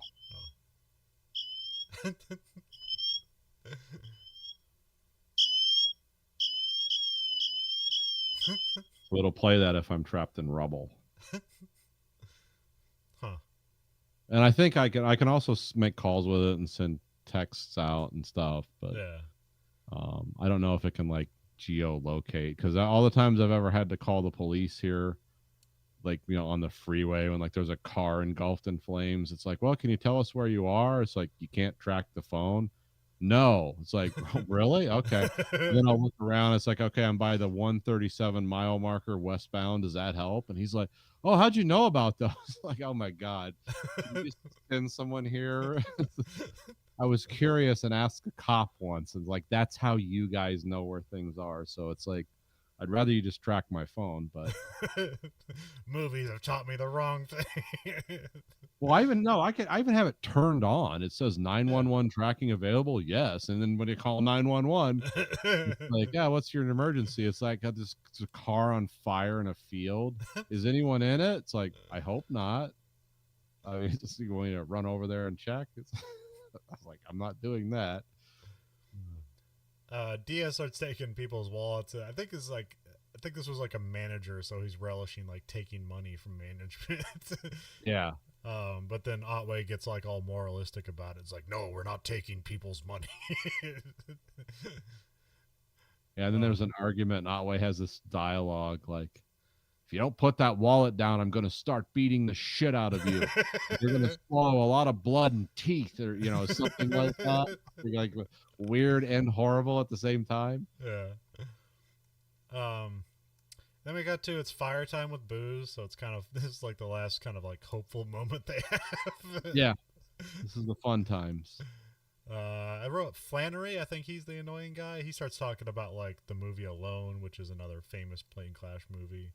Or probably like they start eating meat off their ass. Can you imagine that, eating someone's ass? And of course, everyone's like, Jesus, this guy. All these people died in the plane crash, and this. I'm just saying what you're thinking out loud. It's not my fault. I know what you're thinking. I'd be like, no, if I thought like that, I would put this gun in my mouth and pull the trigger that I don't have anymore. Otway hears movement, and then he takes a torch and like moves towards a noise, and then you see like glowing eyes. Yeah. And then like it's just one wolf first, and then you see like all the other wolves. It's very I think like that's like the scariest thing ever is just eyes in darkness. Yeah. But you know why their eyes do that and ours don't, right? I forget. Well, it has to do with like the rods and cones in your eyes. Okay. But see, we sacrificed like night vision for an ability essentially to read and see things up close that they don't have. And also we see in color and they think they don't. Everything's like just different shades of gray. I don't know if that's true or not, but I've heard, because I remember somebody asked once, like, why don't our eyes glow at night? It's like, oh, we're not as effective as taking in light as animal eyes are. But also we can read and use. It's very important that our eyes are like we can see things like this because animals cannot see things like that. Yeah. So because they don't read and do stuff because we're the product of aliens, so we're different. Well, maybe it's how it distributes the rods and cones or whatever differently to see better at night, because like that's why night vision is the way it is, because in human eyes see green better, so that's why night vision is in green. Yeah, you can make night vision in any color, but green is better for human eyes to pick stuff apart. Yeah, but we're all. I forget. There's weird things though. Like we're very similar to cats in a lot of weird ways. Because like our sense of balance is the same system in a cat that's in a human. It's like it's always amazing. You can throw cats up in the air and they land on their feet. It's like, yeah, well, humans can actually do that too. That's why we can fly aircraft and shit. But like, put a dog in an aircraft. It's like, it's not going to be able to. I mean, well, it's not going to be able to fly it for a lot of reasons, but it doesn't have that balance system. But and also there's something about cat eyes and human eyes that are similar. And we can make ourselves vomit, which is like that's something we have in common with dogs and cats. But it's like we don't do it very much anymore because it's just kind of a party foul. But yeah, there was and we label things as being poisonous now, so that helps. Yeah, well, yeah, we don't have to throw it up because we don't. But it's also our eyes are better at tracking motion than stillness. Because all predators have eyes in the front. They have what's called binocular forward-facing vision. And like rabbits and stuff, the reason their eyes are on the side of their head is so they can see predators coming. Yeah. But our eyes are in the front. That's how you know humans and wolves and everything are predators. Because we only look forward and we track movement better than being still. Because if you're still, we won't see you. But as soon as you move, and humans and cats and dogs can see movement at incredible distances, we will immediately lock onto the movement. But if you're just standing there still, we will look right past you. So yeah, that's what's weird about like for all the things that like, oh, we're so much different from animals, then you find out all the ways we're like exactly the same as animals. It's like, oh, we're not so far away. Although we Really, the don't. only thing that makes us different is language. Yeah. Well. Yeah. Also, we don't And have I mean, we don't have we don't have ears that can like rotate to pick up sound in different directions though. no, our hearing is actually not horrible. Our sense of smell is a joke though. Yeah. It's like it's basically non-existent. Like you practically have to cram garlic into our nasal canals. It's like we could, because like dogs are way more, 1,000 times more sensitive. I think But also like the I thing think we, like we don't have those ears that can try to listen for the sound direction because our brains can figure out where a sound came from. yeah, yeah. So I think I'm not sure. Oh no, there's things about anything that like monkeys do really well. Because remember have you ever heard the comparison between the chimpanzee and the cheetah or the No. lion? Is this a Joe Rogan bit from? No. This is actually this is Richard Attenborough, but Okay. yeah, this is BBC. Somebody said it in a lofty English accent, so it must be true. Well, I'm just used to like whenever people compare humans to animals, it's just somehow Joe Rogan is involved. No, this is they're saying like a cheetah or a pack of hyenas or a lion. You think like, oh, those are the ultimate predators. Okay, when they go for like a buffalo or something, they have about a 30% kill rate. They're 30% successful. Chimpanzees and stuff, they mainly eat like birds of paradise and things like that in the Amazon rainforest. Okay, when a chimp decides to kill something, has a 94% success rate. It will just swing through the trees and attack a bird from like above. It'll be like tally ho, and it'll just drop in, grab the bird, rip it to pieces, and eat it. It's like yeah, so actually, like hominids are more successful predators than like the things that are just teeth and claws. When you think, oh, a cheetah's way more powerful than a monkey, it's like not really. And a monkey will attack a cheetah in a group, and it'll use tools, and it'll almost always kill it if it has to. But if a monkey's by itself and a lion comes after it, yeah, the monkey's fucked. But the monkeys work in groups just like people do, because people are just elaborate monkeys, I guess. That's what they tell us on the YouTube. So yeah, this is a pretty effective scene where it just shows how screwed they are. Yeah. Because also you don't necessarily know how big the wolves are, but you assume they're huge. Yeah. Yeah, and these would be actually like, I believe, again, this is all Nathan's bullshit, but I believe these are like Arctic wolves, which would be like, remember I said the polar bears are like super dangerous. It's like, yeah, anything that has to live in that climate is the most dangerous version of whatever that is. So, yeah. I wrote Otway's taking a night watch, but I don't know. He just seems to be in and out while other people, because it seems like Burke is actually on watch, I guess. I'm not sure. There's some wolves scurrying about. Otway's like, hey, Burke, don't go to sleep. And he's like, I'm not. Yeah. Then we cut to Hernandez taking a watch. He's playing some 3DS. Yeah. What's he playing, by the way? I don't know. I didn't see. I just know he's playing a 3DS because I had the same exact one, the kind of sparkly red version. The 3DS XL. Okay. Had the extra big screen on it. Yeah, it's like the only video game system that has 3D unto itself. Okay. Because it had like a weird screen that like had a mirror image thing, and you could just look into it and it did 3D. And it was like the only thing that ever did that. And nobody ever made it since. So it's actually kind of a weird, valuable technology that no one ever took advantage of. Because there's 3D TVs, but you always need glasses. This one yeah. didn't. But yeah, I remember all 3D TVs like came and went. Oh, yeah. But also with the 3DS, you had to look at it on almost like an exclusive angle to actually do the 3D effect. So. Oh, okay. Let's see here. Yeah, he gets up and he takes a leak, and then the wolves tackle and eat him. So this is, again, there's like another, there's like a million jump scare moments like this that'll keep happening, but it's like, oh man, he's taking a leak and he had a torch nearby. Like, isn't that going to give him a zone of comfort or safety? Like, nope. No, um, life is horrible and random and not fair. Cuts a morning. It's both storming and not storming. This is where it's like when it just cuts to a different angle. It's either storming or it's not. Otway gets up and he takes stock of the situation. They find Hernandez dead. Otway says they didn't kill him. They didn't eat him. They killed him. So this is like this is a they weren't getting food out of this. This was to make a statement apparently. Yeah.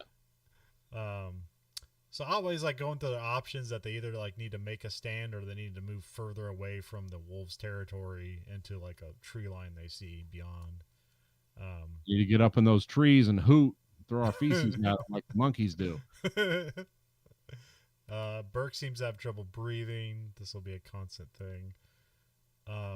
Otway punches a hole in the wing and drains some jet fuel out of it.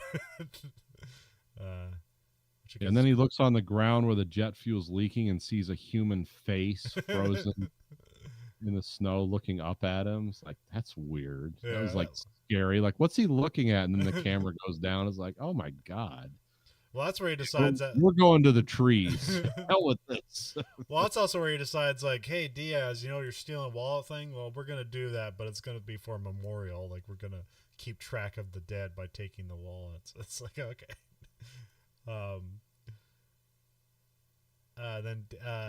Then Diaz makes fun of them in the meantime because he was like trying to steal wallets last night and now they're taking all the wallets, so he's not helping him out at all. It's like, I was trying to do that yesterday. Fuck you guys. Otway finds his rifle, but it's busted, but he does have some ammo, although it's weird, it's not ammo for the rifle, it's ammo for a shotgun. So yeah. I think that was merely convenient because if they like just had like rifle rounds and they're trying to make their bang sticks, it's like, I don't know if that would work. And he also finds a suicide note, so he makes sure to tuck that away. Yeah. And then Henrik says a prayer for the bodies. Then they cut to like they're moving away from the crash site through the storm. They're trying to head for a tree line that they don't like. They just kind of say there's a tree line out there. They don't like cut to it. We just know, well, it exists, and we don't. Yeah. So, for all this cool scenery in this movie, which they do take advantage of, the supposed trees of the tree fort of safety that we're going to build is not really shown. Yeah, so they're walking for the tree line, and Flannery is straggling behind, and so the wolves attack and kill him.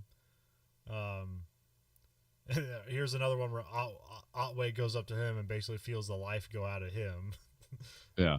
So it's like, but at least the annoying guy's gone, but it was sad how he went. So he was struggling to make it through, and then the wolves just pounced on him. Yeah, I mean, that's one thing that works in this movie. Like, it gets that thought into your mind. It's like, what would it be like to be torn apart by animals? It's like not a normal human death. It's like I'm just having my insides torn out while I'm fighting this thing that's like just basically a head with teeth in it, and I can't really overpower it because I have no weapons.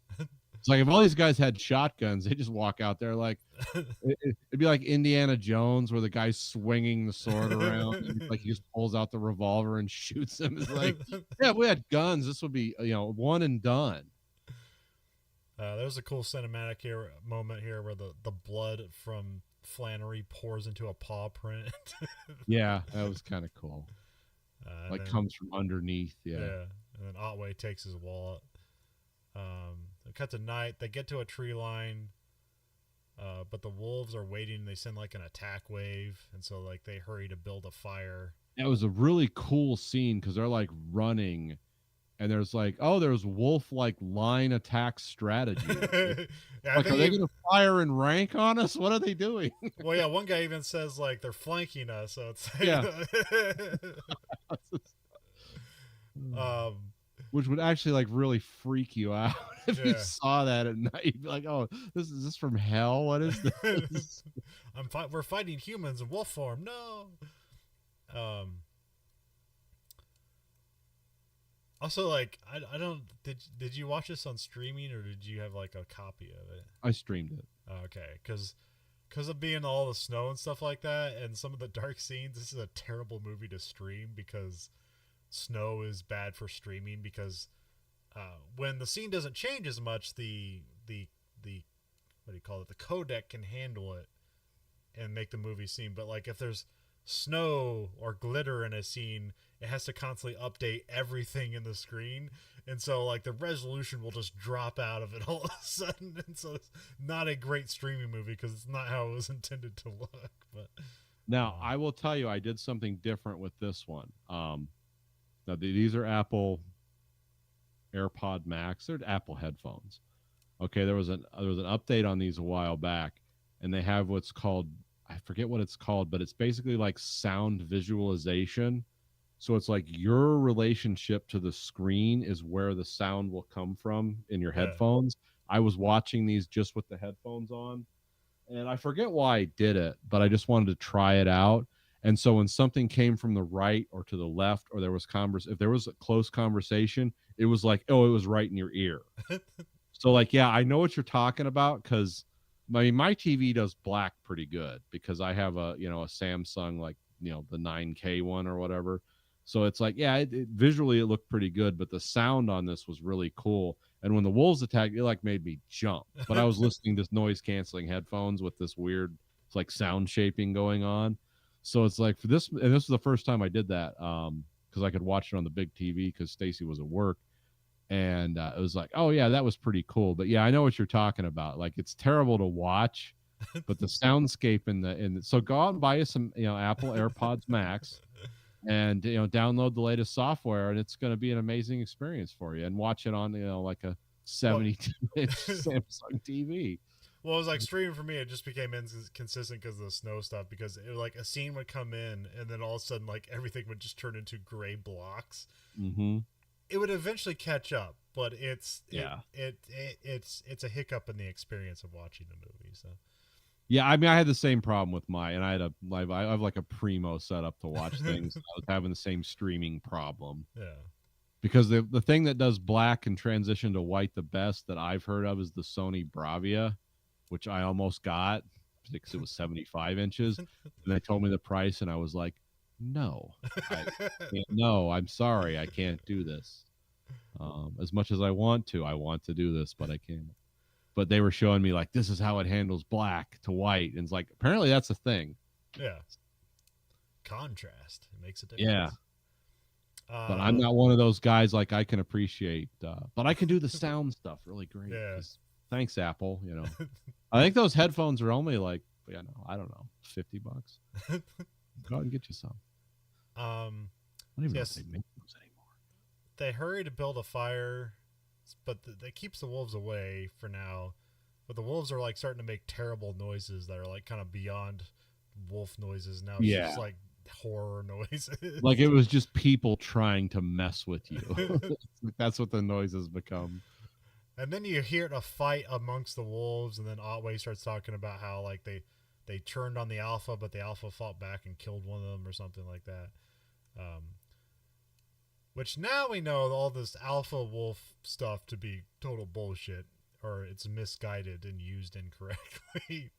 But Yeah. again, in like the Verhoeven Effect kind of thing in the movie, like maybe that's like, oh yeah, he does. He's supposed to be the guy that knows, but he doesn't know, and that hurts them. I Yeah. don't think that movie was doing that then, because this is when like the alpha male stuff started to get really, big, where it's like people want to look to nature uh, and basically, Anthropomorphize it to like fit their own philosophy. yeah, it's like, well, I'm selfish and I want people to give themselves to me. So what in nature makes this makes that relevant or necessary? It's See, I'm a leader of wolves and men. I'm not just a selfish asshole. I'm someone who's like I'm the ultimate tough guy. And I'm gonna start hanging around with Navy SEALs or something yeah, stupid. And it's like, oh yeah. And then you find out it's like, no, the way to survive is to cooperate and be like a yes, communist. Wolves are yeah, more like communists. It's like they do have a guy that's in charge, and they do challenge him sometimes. But generally, they work together with the collective, and everyone Yeah. gets food on their plate. It's like, oh no, that's for queers. Yeah.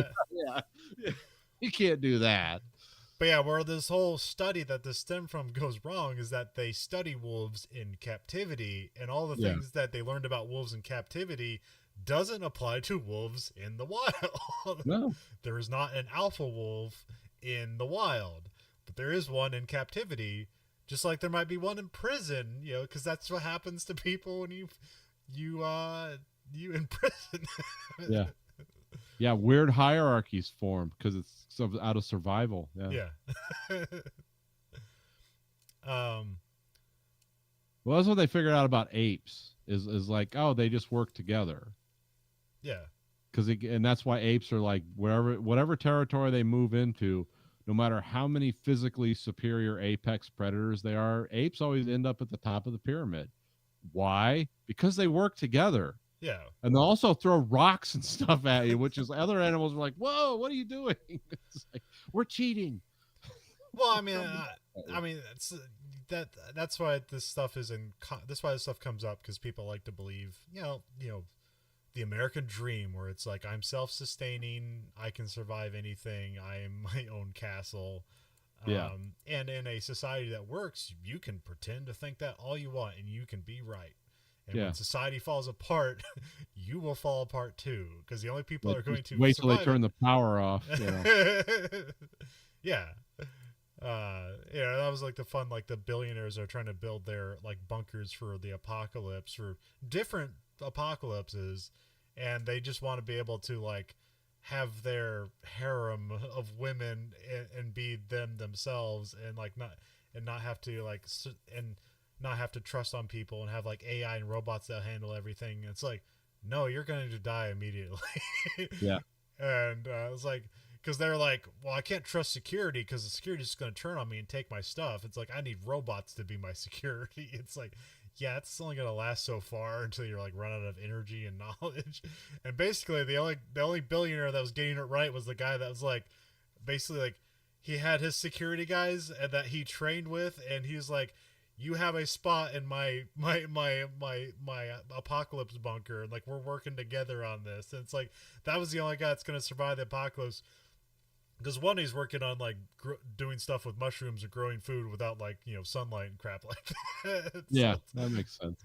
So it's, this guy's the only one this guy's going to survive the longest. He'll probably also die, but he won't die within the first 3 months of the apocalypse. Yeah, it's the guys. Yeah, it's like, I'm going to surround myself with Navy SEALs. And it's like, oh, are they going to be the ones that don't have families that are going to let you put shock collars on them or something? Or like those exploding ring collars, like in the Running Man. Like, you're not going to be able to control these guys. You're just some effete guy who did one thing with the computer once and has parlayed that into billions of dollars. As soon as those dollars don't mean anything, these guys are just going to shoot you in the face and put their family in your bunker, because it's like, that's how people think, because it will be survival of the fittest then. And guess what? You're not the fittest when it comes to those guys. Let's see here. Oh yeah, then we cut to Otway showing the group how to build a bang stick with like recovered shotgun shells, which they almost immediately use it, and it seems not to be effective. Like, I was hoping one shotgun shell would do the job, but here they use all shotgun shells, and then they kind of panic. They're not pros, They're just. Because trust me, if a wolf comes out of the woods at me at the middle of the night, even if I had like a functioning shotgun, like say my shotgun that holds like 15 shots, I drain all 15 of them in the damn thing, because it's like, I'm scared of this thing. It's like, well, you turn it into baby food. It's like, well, it's not going to attack me, right? Cool. Here Otway and Diaz are arguing about being scared, which is kind of interesting, like, character stuff, where it's like Diaz is like, I'm not scared, I'm a man. He had some statement. It's like, I live not in fear. Yeah. And then Otway immediately was like, oh, did you read that off the prison wall? Well, and also Otway's like, I'm scared shitless, and I'm the one leading us.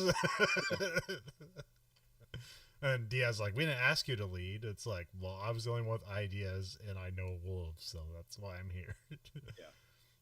Yeah, I didn't need the toilet fixed. If that was the case, you'd be in charge. So Diaz challenges Otway, and Otway knocks him down. But here he's like, it's kind of seemed like he was playing it dirty, but it's like it doesn't matter. It's nature. Who cares? Yeah. And then a wolf comes up and distracts everyone. It kind of looks Diaz in the face, and then it leaves. And then Diaz sits with his back to the wolf. Then the direction sits with his back to the direction the wolf came from. Sits down to apologize, and then the wolf just attacks Diaz. And then this is where everybody runs up and hits it with shotgun shells and stabs it, and then they eventually kill it. Yeah, because I know if a wolf walked out of the woods. By the way, wolves that have like shown me their ability to easily kill people. It's like immediately I'm putting my back to that. And maybe he did that because he's like, this is how tough I am. See, I live not in fear. Yeah. And then the thing almost takes his head off. It's like, yeah, how's that philosophy working out for you? And then Otway says it's an Omega, an outcast, and which I never heard that before. And it was sent in to test Diaz, I guess. The wolves like howl off in the distance to presumably intimidate them, and so to intimidate the wolf's back, they cook the wolf for meat. And by the way, I looked this. Okay, I did do some work for the show. Wolf meat recipes.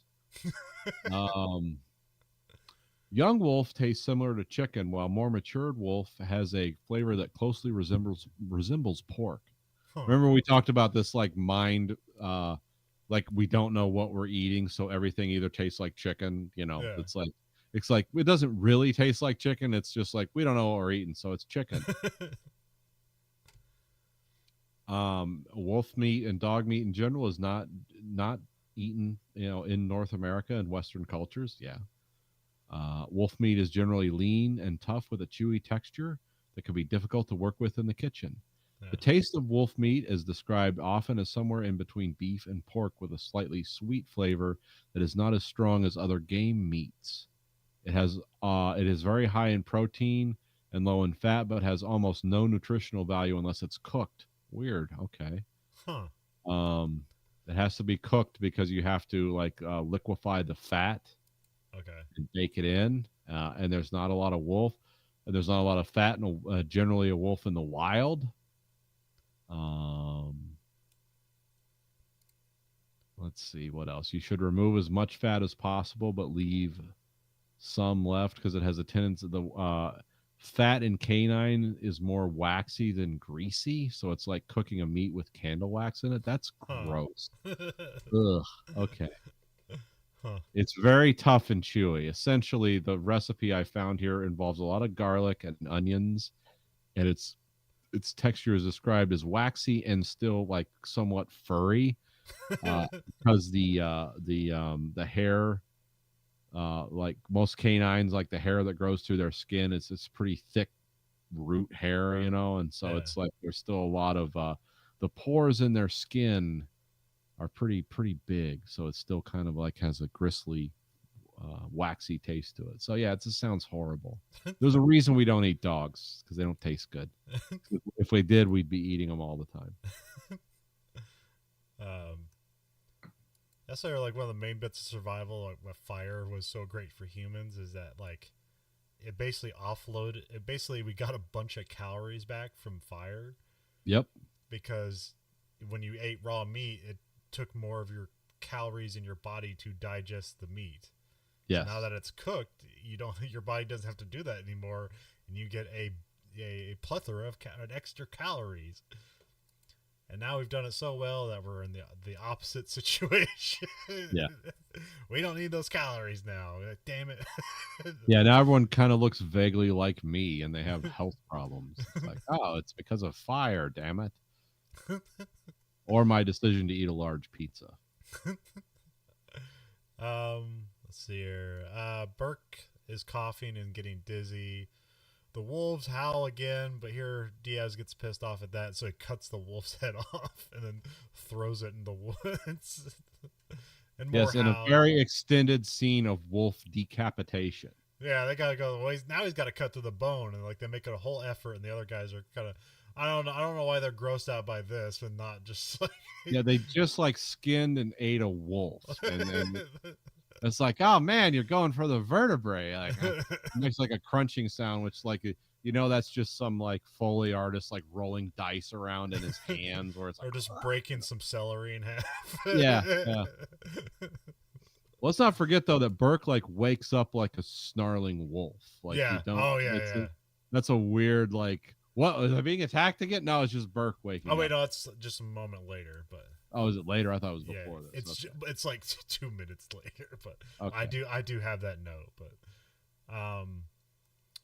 yeah, there's when he throws the wolf head at there's some howls, but then there's like an extra distinctive one where it's like, oh, that's the alpha. So Yeah, just like a bellowing, deeper howl. yeah, which is interesting because like they don't tell you any of this. Like you just have to figure it out. I mean, they offered up the information. There's an alpha, and then you just have to figure that out for yourself because you don't see him. It's the good thing in movies they do where like the danger is known but unknown. Yeah. It's why Alien works so well as a movie, because like you don't see that freaky alien thing really until like almost the end of the movie. I mean, you see it killing people, and you see big hands and kind of a weird head, like an insectile looking thing. But the reason Alien works so well is like you don't see the monster. Yeah. It's why the Blair Witch Project was so cool. It's like you never see the monster. You're imagining it, and your imagination's like way weirder on a personal level than anything anyone could come up with. This is why I don't use hallucinogenic drugs. It's because I already have a weird imagination. I don't need to amplify that with like LSD or mushrooms. It's like, oh no, I'm weirding myself out in bed at night. Like it's time to fall asleep. It's like, what if a creature made of oil was like pouring in under your door right now? And it's like, well, good night, Nathan. Have a good night of sleep. And it's like, oh no. So yeah, I don't need to. This is why I like stuff like that where you don't. I mean, you know what the danger is. Yeah. But this is why the thing's cool too. It's like, but the danger could be anything. Yeah. And it could be like a flower. You could be the danger, and you're afraid of it too. Yeah. Yeah. They could be sticking a hot wire in your blood, and it's going to jump out. It's the coolest thing in a movie ever. Like, wow. But yeah, that stuff's cool. I also forgot they built a fire, but then I also set up like perimeter fires. So they're not just sitting around a fire. There's fires around them now, but that doesn't seem to affect the wolves as much anymore because they already had one walking like near the fires and wasn't afraid of it. But yeah, so I think that's more so they can see things coming. Yeah. It's like because they have something. There was a concept called watch fires and stuff. But because the wolves are now walking like near the fire, this is where they like, we got to be on the move. We need better. Yeah. Because you're like, well, you got the fires and they aren't attacking you. Like, why don't you just stay here? But again, this movie isn't necessarily about the right decisions. The people in the group feel like they have to make decisions and do things, and whether that's right or wrong isn't necessarily. I mean, you can have that discussion, but it's like I don't think it's is it the folly of the characters or is it the folly of the story writing, and that's up for you to decide. Yeah, this movie's basically a treatise on like corporate America. Keep moving forward no matter what, no matter the cost. It's like, no, we could like build like a tree fort here and just have fires burning all the time, because they don't really talk about the effect of cold and lack of food on these guys. I mean, they acknowledge it, Yeah. but it's like, oh, it's miserably take it from someone who's had to work outside a few times in his life in the cold in the Michigan winter. It's like, oh, it drains the life out of you to be out in the cold for any length of time. Let alone trudging through it. But they don't really seem to address it a lot in this, other than like it shows them being tired. Yeah. Because when you move around in snow like that, like you even have to expend brain power to how you're moving. It's like you don't want to overextend, because then you'll sweat and that's going to feel real bad too. Yeah, it's like chopping wood in the fall. It's like, this is why you have heart attacks doing. This is why they make wood chopping machines, because it's like, oh, you'll just drop over dead. This is why I have a snowblower. It's like shoveling snow doesn't stress me out until my heart stops beating. And it's like, oh, this is a problem now. Now my brain's gonna die. So the group grab the torches and they start moving into the night. Burke's saying he can't keep going, so then they hold up there. They apparently have like rocks to their back or some sort of like impassable formation. Yeah. You don't really see it, so they just take it at their word, I guess. Then we what's this Talget? It starts talking about the crash as like divine intervention and stuff like that, which is kind of supposed to like make Otway like rethink things, I guess. Yeah. Because he's having um, yeah, he thought God saved him from killing himself, and then he put him in this situation. Like, what's going on here? So he's having crisis of faith, even though he doesn't really start with faith. So but well, I guess that's Yeah, his this character movie's like I said. This movie, like death, is the core of this movie, and so always with death comes our relationship with God, or lack thereof, or desire. But it's like the great scene in No Country for Old Men where Tommy Lee Jones goes and visits his uncle, and he's like talking, and he's like, I used to think God would come into my life and this would all make sense to me, but he didn't, and it never did. And it's like, that's like so perfect and simple and brilliant. At the same time, it's like, yeah, that's kind of like most people's relationship, I think, with faith that we're supposed to have, but we like don't. And then Yeah. when our backs are against the wall, is like, now will God come into my life? Is the wolves are at the door, literally. Is it time for God to come and offer? It's like, nope, doesn't happen. It's like, oh wow, this is hugely disappointing. But there is But like expected also, like disappointed and not like surprised. But this also creates a moment of contemplation, which brings a moment of silence, which makes it perfect for a jump scare. And this is where Burke wakes up with where it sounds like a wolf snarling or something. Okay, yeah. So it is a jump scare, but it's just him waking up. He starts hallucinating because he's like talking about, I think, his daughter or something. And then the whole group starts like talking about their families, which makes them extra sad. Yeah. See, that death scene that happened like an hour ago would have been much more hard hitting had you known something about that guy, other than the fact, well, he's dying, and it's and of course Otway's going to be a weirdo about it. Death will wash over you. It'll be the best thing that ever happened in your life. Just embrace it. Think about your children. Fade into oblivion. Think of someone you love. Let her take you into the afterlife. Which that's messed up. But you're gonna think about it, and then someday it's like, well, if I'm in that situation, that's what I'm doing. And then the guy next to me is like, wait, this is from that movie, and I'll be like, oh, God. Now I can't die. Yeah, wake up. Start slapping him. This guy screwed up my delivery. Your death scene was ruined, so you can't die. Your death scene is cliche. Yeah. So it's invalidated. Here, like, Otway has like kind of flashbacks too. He talks about his bad father, and basically just had no good qualities except for he was like into poetry. Yeah. Because he said his dad, I guess he had one good thing, it was poetry. Well, but it was almost like hip, because he was basically this alcoholic Irish guy, like and Liam Neeson's from Northern Ireland, so that's like even darker. It's like, because a lot of this I think was channeled through him.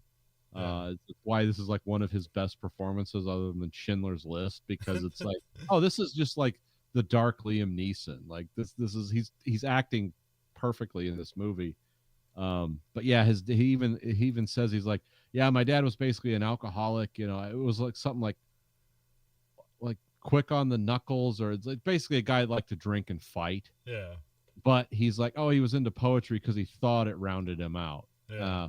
But it was always like, yeah, he just thought that it didn't. But there was one thing like that my alcoholic, violent father resonated to me through this poem. Well, yeah, he says like his dad wrote the poem that he recites, which I don't know, is it actually, or does that have an origin? I didn't look it up. I don't think so. Okay, because I thought the poetry was lame. I did too, but it also worked. It also worked because it's like, yeah, this is something an alcoholic would think was Yeah. profound. It's like, okay. Yeah. Yeah, because it's supposed to be like kind of like, okay, you're going into death, like let's go out with our chin up and like with bravery or something like that. I don't know, I didn't write the poem down, but he said it was like only 4 lines and meant to be simple. It's like, no, it's 3 fucking lines and 2 of them are repeated, or one of Yeah. them is repeated. Let me look this up. I uh, believe it borrows heavily from something else. yeah. Uh, Well, it's like once vaguely on the more line. into the fray, Yeah. into the last good fight I'll ever know. Live and die this day on this day. Live and die on this day. So it's like, I don't know. It's what does that remind me of? Well, there's like what, once more into a breach, and then there's Yeah. What other thing is it vaguely similar to? Oh, and like not going into gentle into the night, kind of that stuff too. Yeah. Don't go gentle into this good night. Yeah.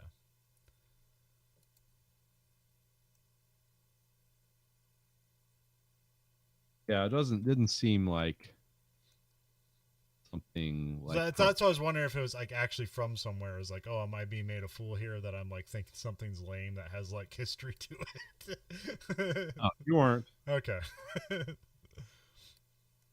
Then they hear a thunderstorm moving in, which they're like, oh, great. They cut to morning. The guys are hiding behind some branches. It's like, here's like it's deafening like storm. Oh wait, here's the one. It reminded me of. I'm sorry, I was thinking of something. It was a Rudyard Kipling poem. Which was like dying the good fight or whatever, and it's like, and this is the last stanza.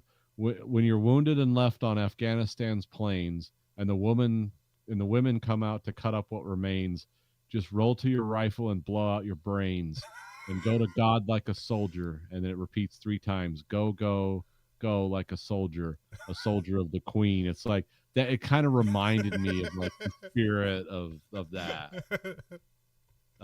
Which that's a happy one. Oh, that's so specific. That's great. Yeah. So that's what I immediately thought of. That's why Otway's dad's poem sucks. Is it's so vague in general. Yeah, this is like this is instructions. Like in Afghanistan, your guts are blown out and the women are coming out with their knives. Save the last round for yourself, and go to God like one of the Queen's soldiers. It's like, but it's all written in the tone of like, yeah, this was all worthless. It's like there's a whole poem there that's actually pretty cool. But unless anyone wants me to stop and read a poem for 10 minutes on the podcast, which I probably don't. Yeah, so this is like the most deafening the blizzard you get. The guys are hiding behind some branches, just kind of get away from the wind. And Otway can't wake up Burke, so Burke's dead. He just died in his sleep or whatever. Yeah. Then we cut to the blizzard's done. They've rebuilt the fire and they're drying off. So this is kind of where they reinforce like, oh yeah, they're cold and starving and this sucks. But they don't have to like, nobody's getting gangrene, cutting or frostbite and cutting people's feet off or anything like that. But, yeah, you can imagine they're close or something. Just working in the cold is draining. Yeah, it kills motivation. Otway like gets up and starts moving like to like kind of like the distress of the rest of the group because he's not saying anything. It's like, wait, what's going on? And then he sees like there's a flag on like a cut tree, and so he's like, oh, there's been logging here, so we're like near some sort of if not civilization, some sort of industrial work going on. The Axemen are going to come and save us, and the ice road truckers are going to get us out of here. Or some other reality TV show on the History Channel. We're safe, boys. The Axemen are here. But no, just the cameras show up to watch us die. Yeah. They hear a river, but they're like up in the mountains, and so they need to find a way down. And so they basically like, oh, we're near a river, we can follow it, and then they go to the Grand Canyon. It's like, well, there's the river, and it's like way down there. But they see a tree across the lane. Basically somebody needs to jump about 15 feet to a tree, so they work up a tether to make that happen. This all seems like a bad idea. I'm like, there's got to be a better way down than this, but this might be the most exciting way, so I guess. Well, I mean, even Otway is like, I have an idea, not a good one. So they all acknowledge, like, yeah, this really sucks. Like, so that's like a moment of like, oh, okay, yeah, I like this. So yeah, they rig up a tethered jump. Henrik leaps off the cliff, and he made it to some trees. Already, well, we assume it does, so because the line goes top, but it doesn't like fall. Yeah, you don't see anything. It's like, and then there's some great dialogue in there. It's like, is it stable? It's like, yeah, don't hang out on it too long. This guy like yelling out of the dark, like you don't know what's going on. Yeah. But like I think one of Diaz's knots slips, and so he grabs it with one hand, and so he's like holding it up. But then like the ice cliff breaks, and then Otway's got to grab Diaz, and then it all ends up working out okay. So they get everything together. But now they gotta now they have like a rope across, a makeshift rope, and now they have to hand over hand across. Talget goes last, but he's got a bad hand from. It was either a wolf bite or like one of the shotgun shells going off. I can't remember. But... I bit his hand when he stabbed it with the shotgun spike tree. He's afraid of heights, so it's like things aren't going well. He goes to like look down, and then he loses his glasses, which this is a nightmare of mine. But really, I've been in some weird situations and high spots, and my glasses have never fallen off my face like that. Yeah. I imagine if they were if the sweat was frozen under the ears, they would probably fall off. I guess maybe. Then the rope snaps, and he ends up just being like on the wrong end of the fulcrum and swings hard against the tree. Yeah, it's really violent, like falling through trees. It's almost like in Band of Brothers when the guys parachute in, and they just like get beat. Beat the senseless out with falling through trees, or maybe it wasn't Band of Brothers. I don't know. It was one of those. Yeah. There are paratroopers in that, right? Yeah. Because that's like Star of D-Day and stuff like that. Or they had the Screaming Eagle logo. Those guys are paratroopers. What's that called? 101st Airborne. It's like famous. Yeah. I don't know. There's also like tree stuff and military people falling down a cliff. That's also with Soul Survivor. You get a lot of that too. Oh yeah. Wow. I forgot about that one. That and the Rundown, which is weirdly by the same director. He likes people breaking trees in half. Is that the one with the rock with the guy with whips? Yeah, that's the one where I wanted to learn how to use whips. Like, those look awesomely effective in that movie. But then I realized you had to practice in the backyard with whips. And, and I live in a neighborhood where people of a lot of different backgrounds live, and just some big ass white dude in the backyard swinging whips around. People might start to assume things about me. It's like, no, I want to be like the bad guy in the Rundown. I'm not. He's whipping watermelons. Like, what's wrong with that? It's like, well, you only need to add one more food group, and those people are going to start thinking. Yeah. He's like passively aggressively expressing aggression through. He's all microaggressions. Yeah, he's all 100%. He's a macroaggression. Also, there's Talget, like before he was talking about his daughter, like waking him up by like her like hanging her long hair and brushing over his face. And so then they have his he's laying on the ground, and his daughter comes up and brushing her hair on his face, and it's like, oh well, he's dead. That or his daughter's like really there for some weird reason, but that's like, I don't think the story's going that way. And it's supposed to be like, oh well, his daughter's gonna take him away to death, and it's kind of almost a sweet thing, but almost like the way it almost comes off like this is a scene from The Ring. Yeah. And it's also, like if only she was just crawling on her hands like backwards or something, or just came out of a TV set. But then they just immediately cut to him being eaten by wolves, and it's like dragging him away. Is he screaming? I can't remember. I don't. Maybe No, I not. think the wolves are going crazy and the guys are screaming. Like Yeah. Okay. Yeah. Otway, Diaz, Henrik are screaming like, we gotta get him. The guys How climb did the down. wolves get down there so fast? No answer given. That Okay, cool. that's my immediate question after the end of this. Oh, I'm scene. sorry. I didn't want to. I want to steal your thunder. I was Oh, no, thinking no. the same We're thing. It's just like thinking the wolves same make a thing. rope bridge too. Or Yeah. what did they do? Well, that's why when you start thinking about the logic of this movie, that's why it's like they wait.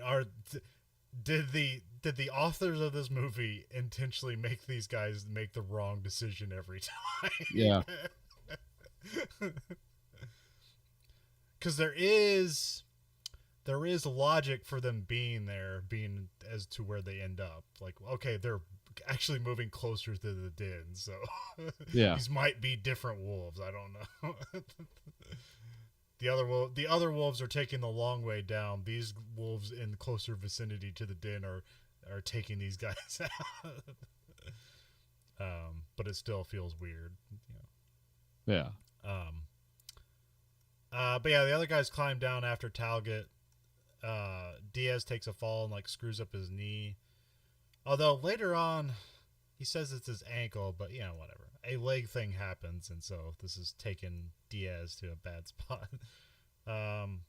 Otway grabs Talget's wallet, which is like the only thing left behind. It was nice of the wolves to leave that, by the way. Yeah. More. Like, don't eat the wallet. They need that. Yeah. You know how hard it is to replace a driver's license and credit cards. It's like, just eat the ass, not the wallet.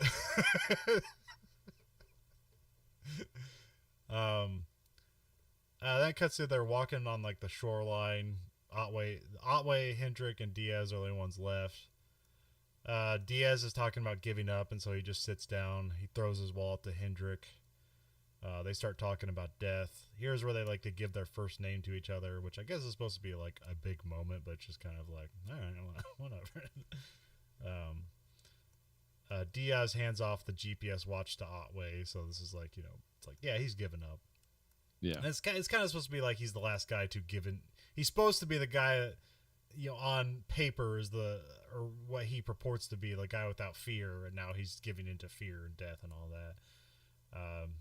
And so Hendrik and Otway like walk off, and then we just have it's like he's leaning on a log, his back is to the camera, and he's looking at the river, and you just see Diaz watching the river. He's almost like so still for a while. You think, well, did he just die of exhaustion already? But he's moving a bit. You hear branches like breaking off in the distance, so you just know bad things are on the way. He says he's not afraid. Monsters from the id are coming. Yeah. He says he's not afraid. There's a wolf snarl, and then it just immediately cuts away, and we never see what happens to him. It's up for your imagination. we assume he doesn't like join the pack, and it's like, okay, we've got Remus, we need Romulus. Now we can recreate the Roman Empire if we just raise another human. Well, I guess like I guess in like the reality of it, what I thought was going to happen, what happens in these kind of monster movies or like nature monster movies where it's like the monsters are real, but like the nature of them is a bit unreal. I thought they were going to bring like the severed head of Diaz and put it in front of Hendrik and Otway or something, but that doesn't happen. See, we can do it too. It's not so cool now.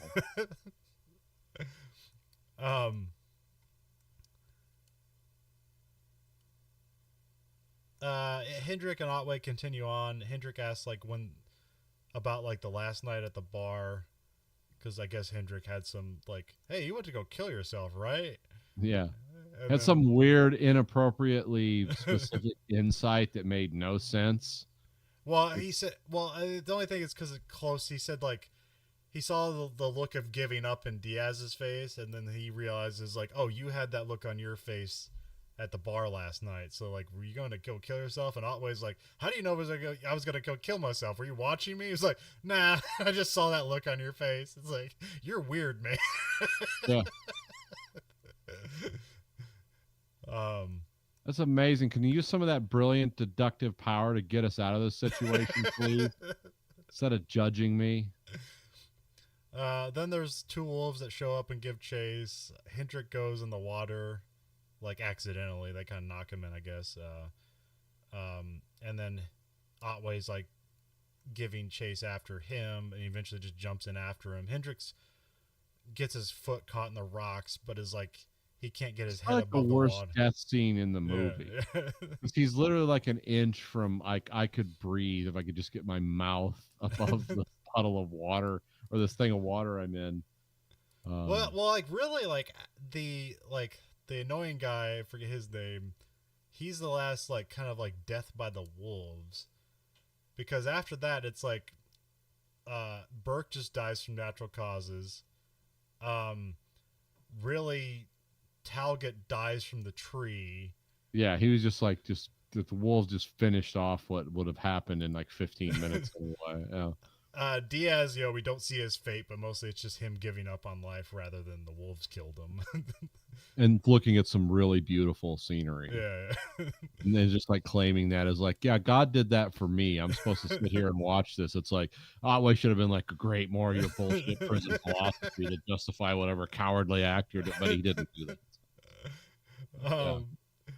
But Otway's like trying to like breathe air into Hendrick's mouth, but Hendrick is panicking too much, and so he just drowns with his like foot about 6 inches from the water, or his head 6 inches from underneath the water. So it's one of those deaths where it's like, oh, you're just so far from not dying, and it's like, and there's nothing you could have done to help it. Well, I mean, I guess he could have like got his foot out of the rocks, but at this point he doesn't even know his foot's caught in rocks. He's trying to lift the log, he's trying to lift him, and nothing's working, and then he's dead in like 30 seconds. So.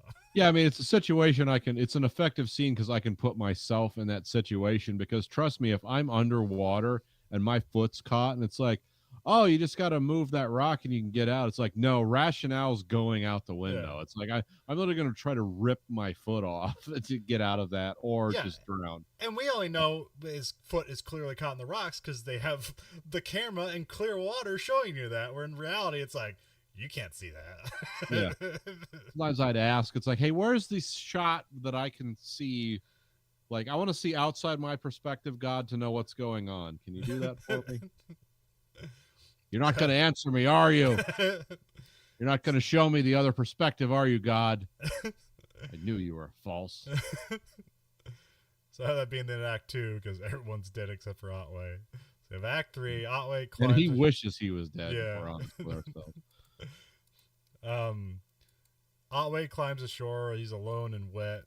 Here's like, if you watch the trailers, here's where he's just like, I don't know, he sheds his coat at some point. Now he's in all the like kind of what do you call that, advertisement for this movie. This is like this third act with the sweater and stuff, like that's all what's in all the advertisement is this third act. It's like all the trailer scenes are now with us. Yeah, well, if you even like look at the cover of the movie, like this is from this time in that movie where he's got the sweater and like the scars. So okay. So here he yells at God to do something, and he says like, "Fuck it, I'll do it myself." Which I don't know what that means. What do you mean, believe in yourself, or like, you're not waiting for divine intervention, just you do your own intervention? Yeah, I mean, essentially, I'm just like fulfilling the philosophy that I knew was like the truth anyway. It's like there is no God, and I'm just alone in this world to suffer. And my dad was an alcoholic, so. There's a montage of Otway continuing on. Otway stops and pulls out the bag of wallets, and he lays them all down. He looks at in the wallet. In a crucifix pattern, as I remember. Yeah, maybe. I don't know. I could just be like misremembering that, but I thought this is a Verhoeven effect. What does that mean, Nate? I think he accepted that God is like, oh, God is real, and he's given me the ability to get this far but there can't be magical intervention because, this is the real world. Anything God does, Satan can do, also. So. But he's looking at like all the family photos and stuff and kind of, being emotional about that. But here's also like where Diaz is the saddest because it's just his it's just his like driver's license. There's Yeah. nothing to him. He has no family, nothing. Not a credit card, not some cash. It was literally just his license. Yep, that's his life. um, yeah, and so he probably was. Yeah, I don't think they confirm it, but yeah, he probably was. I mean, he has a tattoo that says "No Moss." So yeah, maybe yeah, it's What leaning does that towards mean, by the way? Because that was in a no. Taco Bell commercial, as I remember. No, Live Moss is the Taco Bell, Oh, okay. which means like live more. No Moss is no more. As Okay. far as the direct translation I put into Google. Okay. Well, at least you did that much effort.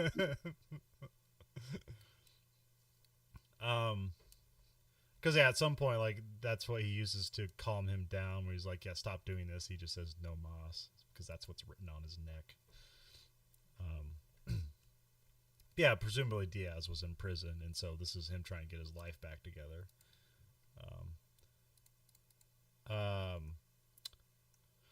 Then the wolves surround him.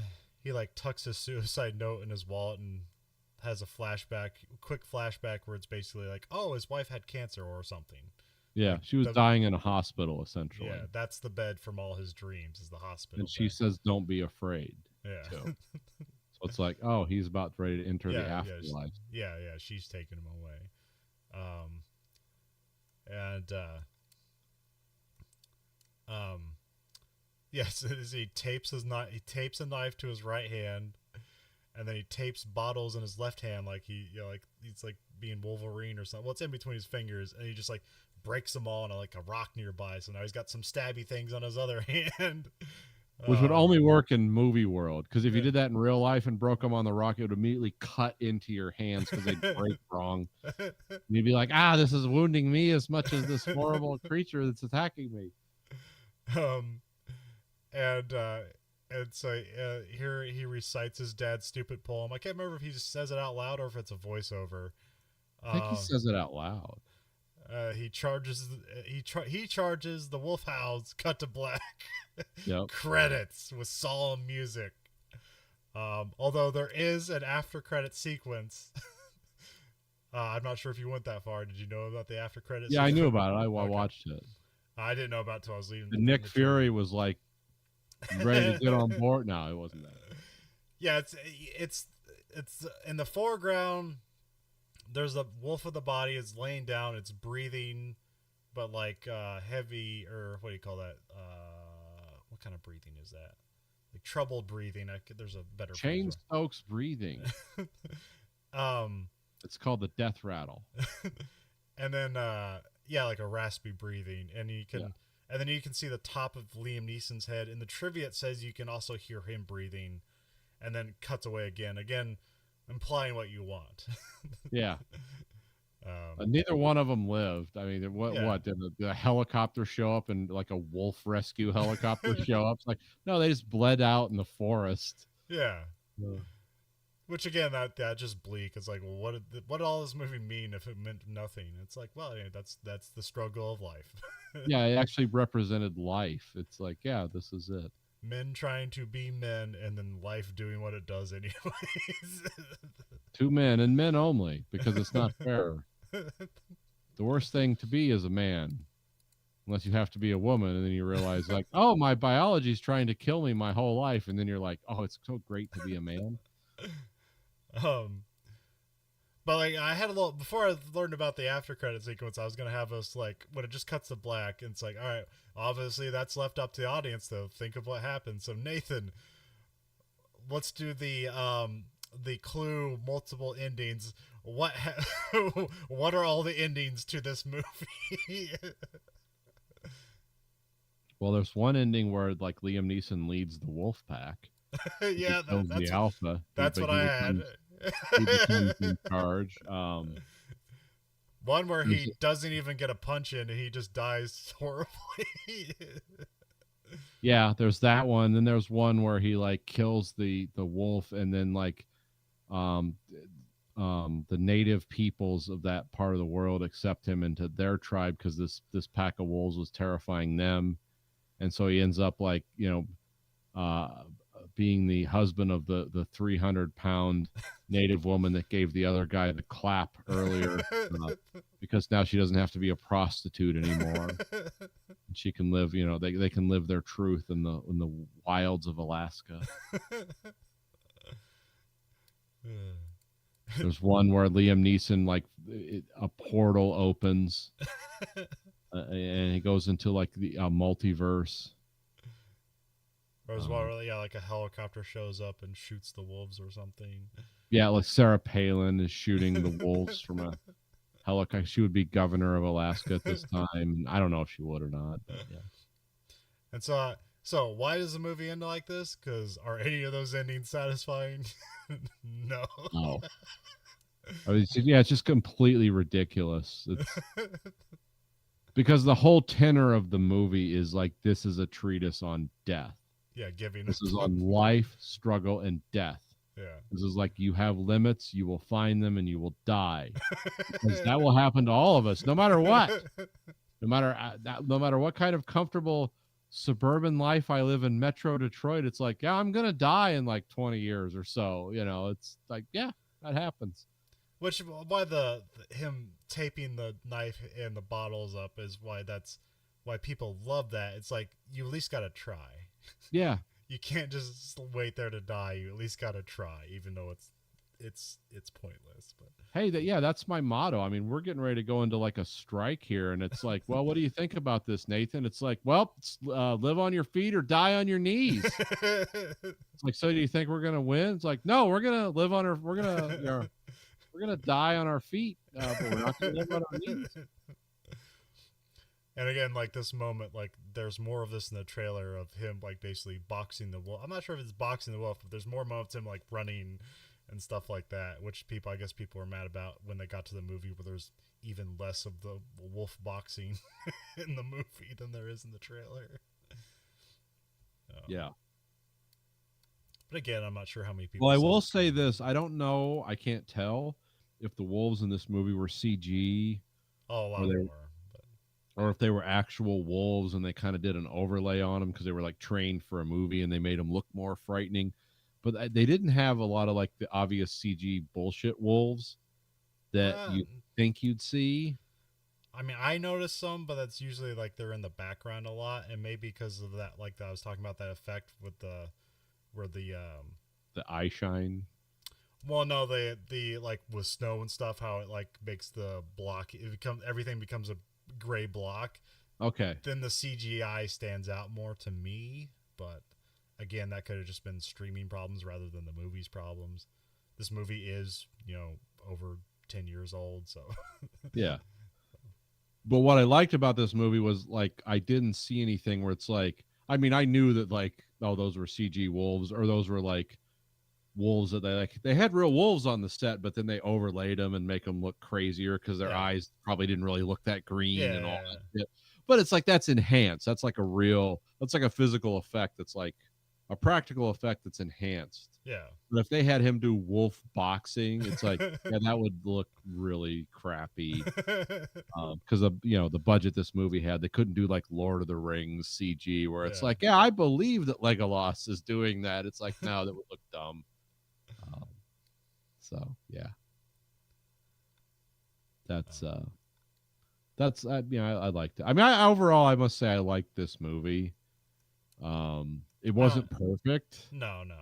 But there's things like there's themes in this movie. It's like, yeah, that totally tracks with me. It's like, it's like a movie like you don't feel good watching it, but it does make you have interesting thoughts, I guess. And it's done well enough. I guess it had a real effect on Roger Ebert, where he watched this movie and then he had to go in right to watch another movie, and he walked out of that movie because he was too affected by this movie. Yeah, wasn't he like actively dying at the time too? It probably meant more to him. Yeah. I'm not being an asshole there. It's like literally, it probably meant more to him. I'm not even sure if he could talk at that point, so that probably meant an extra thing. So. Yeah, like if I got a terminal cancer diagnosis like tomorrow, and it's like, well, let's watch The Gray again, I would write so much into this movie about this is my struggle. And it's like, well, yeah, it's like it's one way of interpreting it. Because if you have a problem with God, if you are facing death and you happen to catch this movie, it's like, this speaks to me. If none of those things are going on, which as far as I know, they're not going on in either of our lives, this is like, oh, this is a mildly interesting movie with a lot of flaws, but some great performances. Um, Yeah, which I wonder what the what the writers were going through at the time that they needed to get this out. So I mean, there's things about this movie that, and I can't like prove this like factually, but there's things about this movie that seem so generic and so yeah, perfect at the same time. yeah, yeah. It's like weird. It's like, oh, this is like really generic, like basic thoughts about God and the and the struggles of man and all that. It's like it's so basic and cheap, but then like visually and performance wise, it's like, yeah, this is cool. This is like a movie I feel like there's the asshole part of my brain that says I'm too smart to like this, and then it's like, damn, I like this. It's that it creates that struggle in me. It's like I shouldn't like this movie. This is a movie for the common man, and I've obviously transcended that. But it's like, no, I haven't. I actually like this movie. So Yeah, I mean that's why I said that's like where I am. Joe Carnahan has an instinct for films and putting stuff together, but it's the writing and the structure of it that's imperfect. But he knows how to make a moment.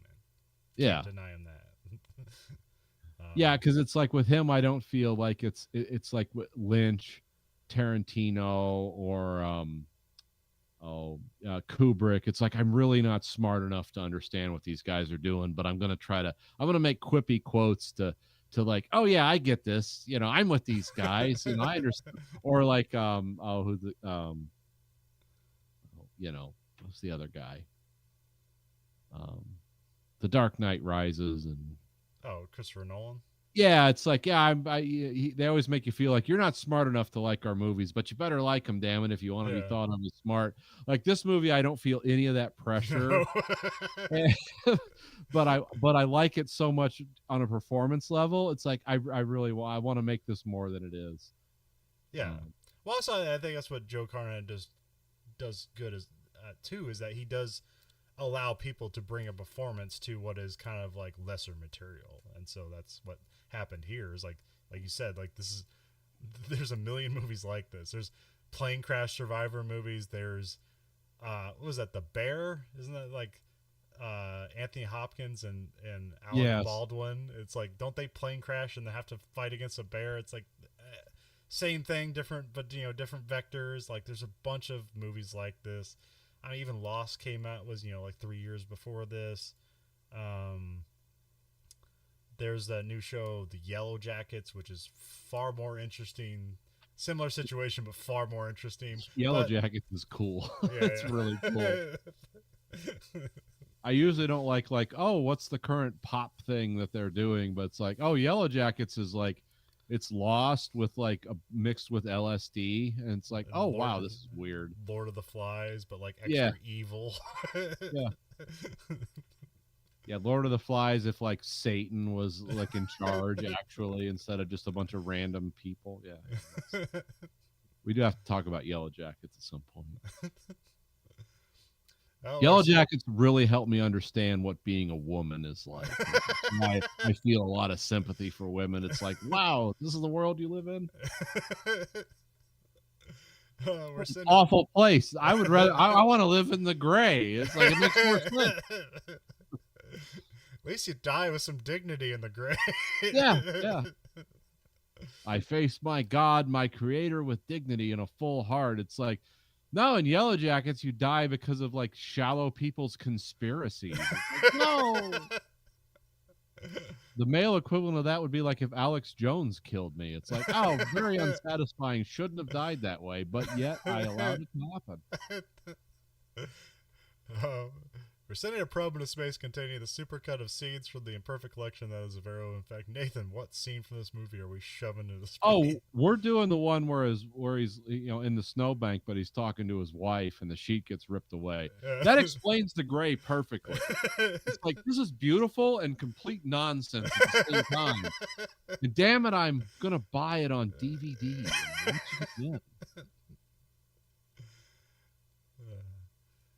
Well, if you like what you heard, and how can't you? You can find us at verhoeveneffect.com. You can, whatever platform you're listening to this podcast on, you can rate us.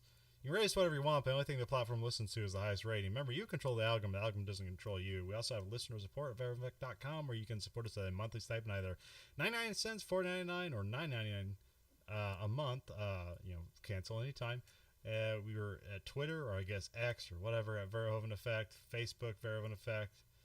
You can find us on YouTube at American Greed Factory. We'll watch both this and that show live and unedited. And we also have t-shirts at belowthecollar.com/Greed Factory. So for the Verhoeven Effect podcast, I'm Colin. And I'm Nathan. Goodbye, America.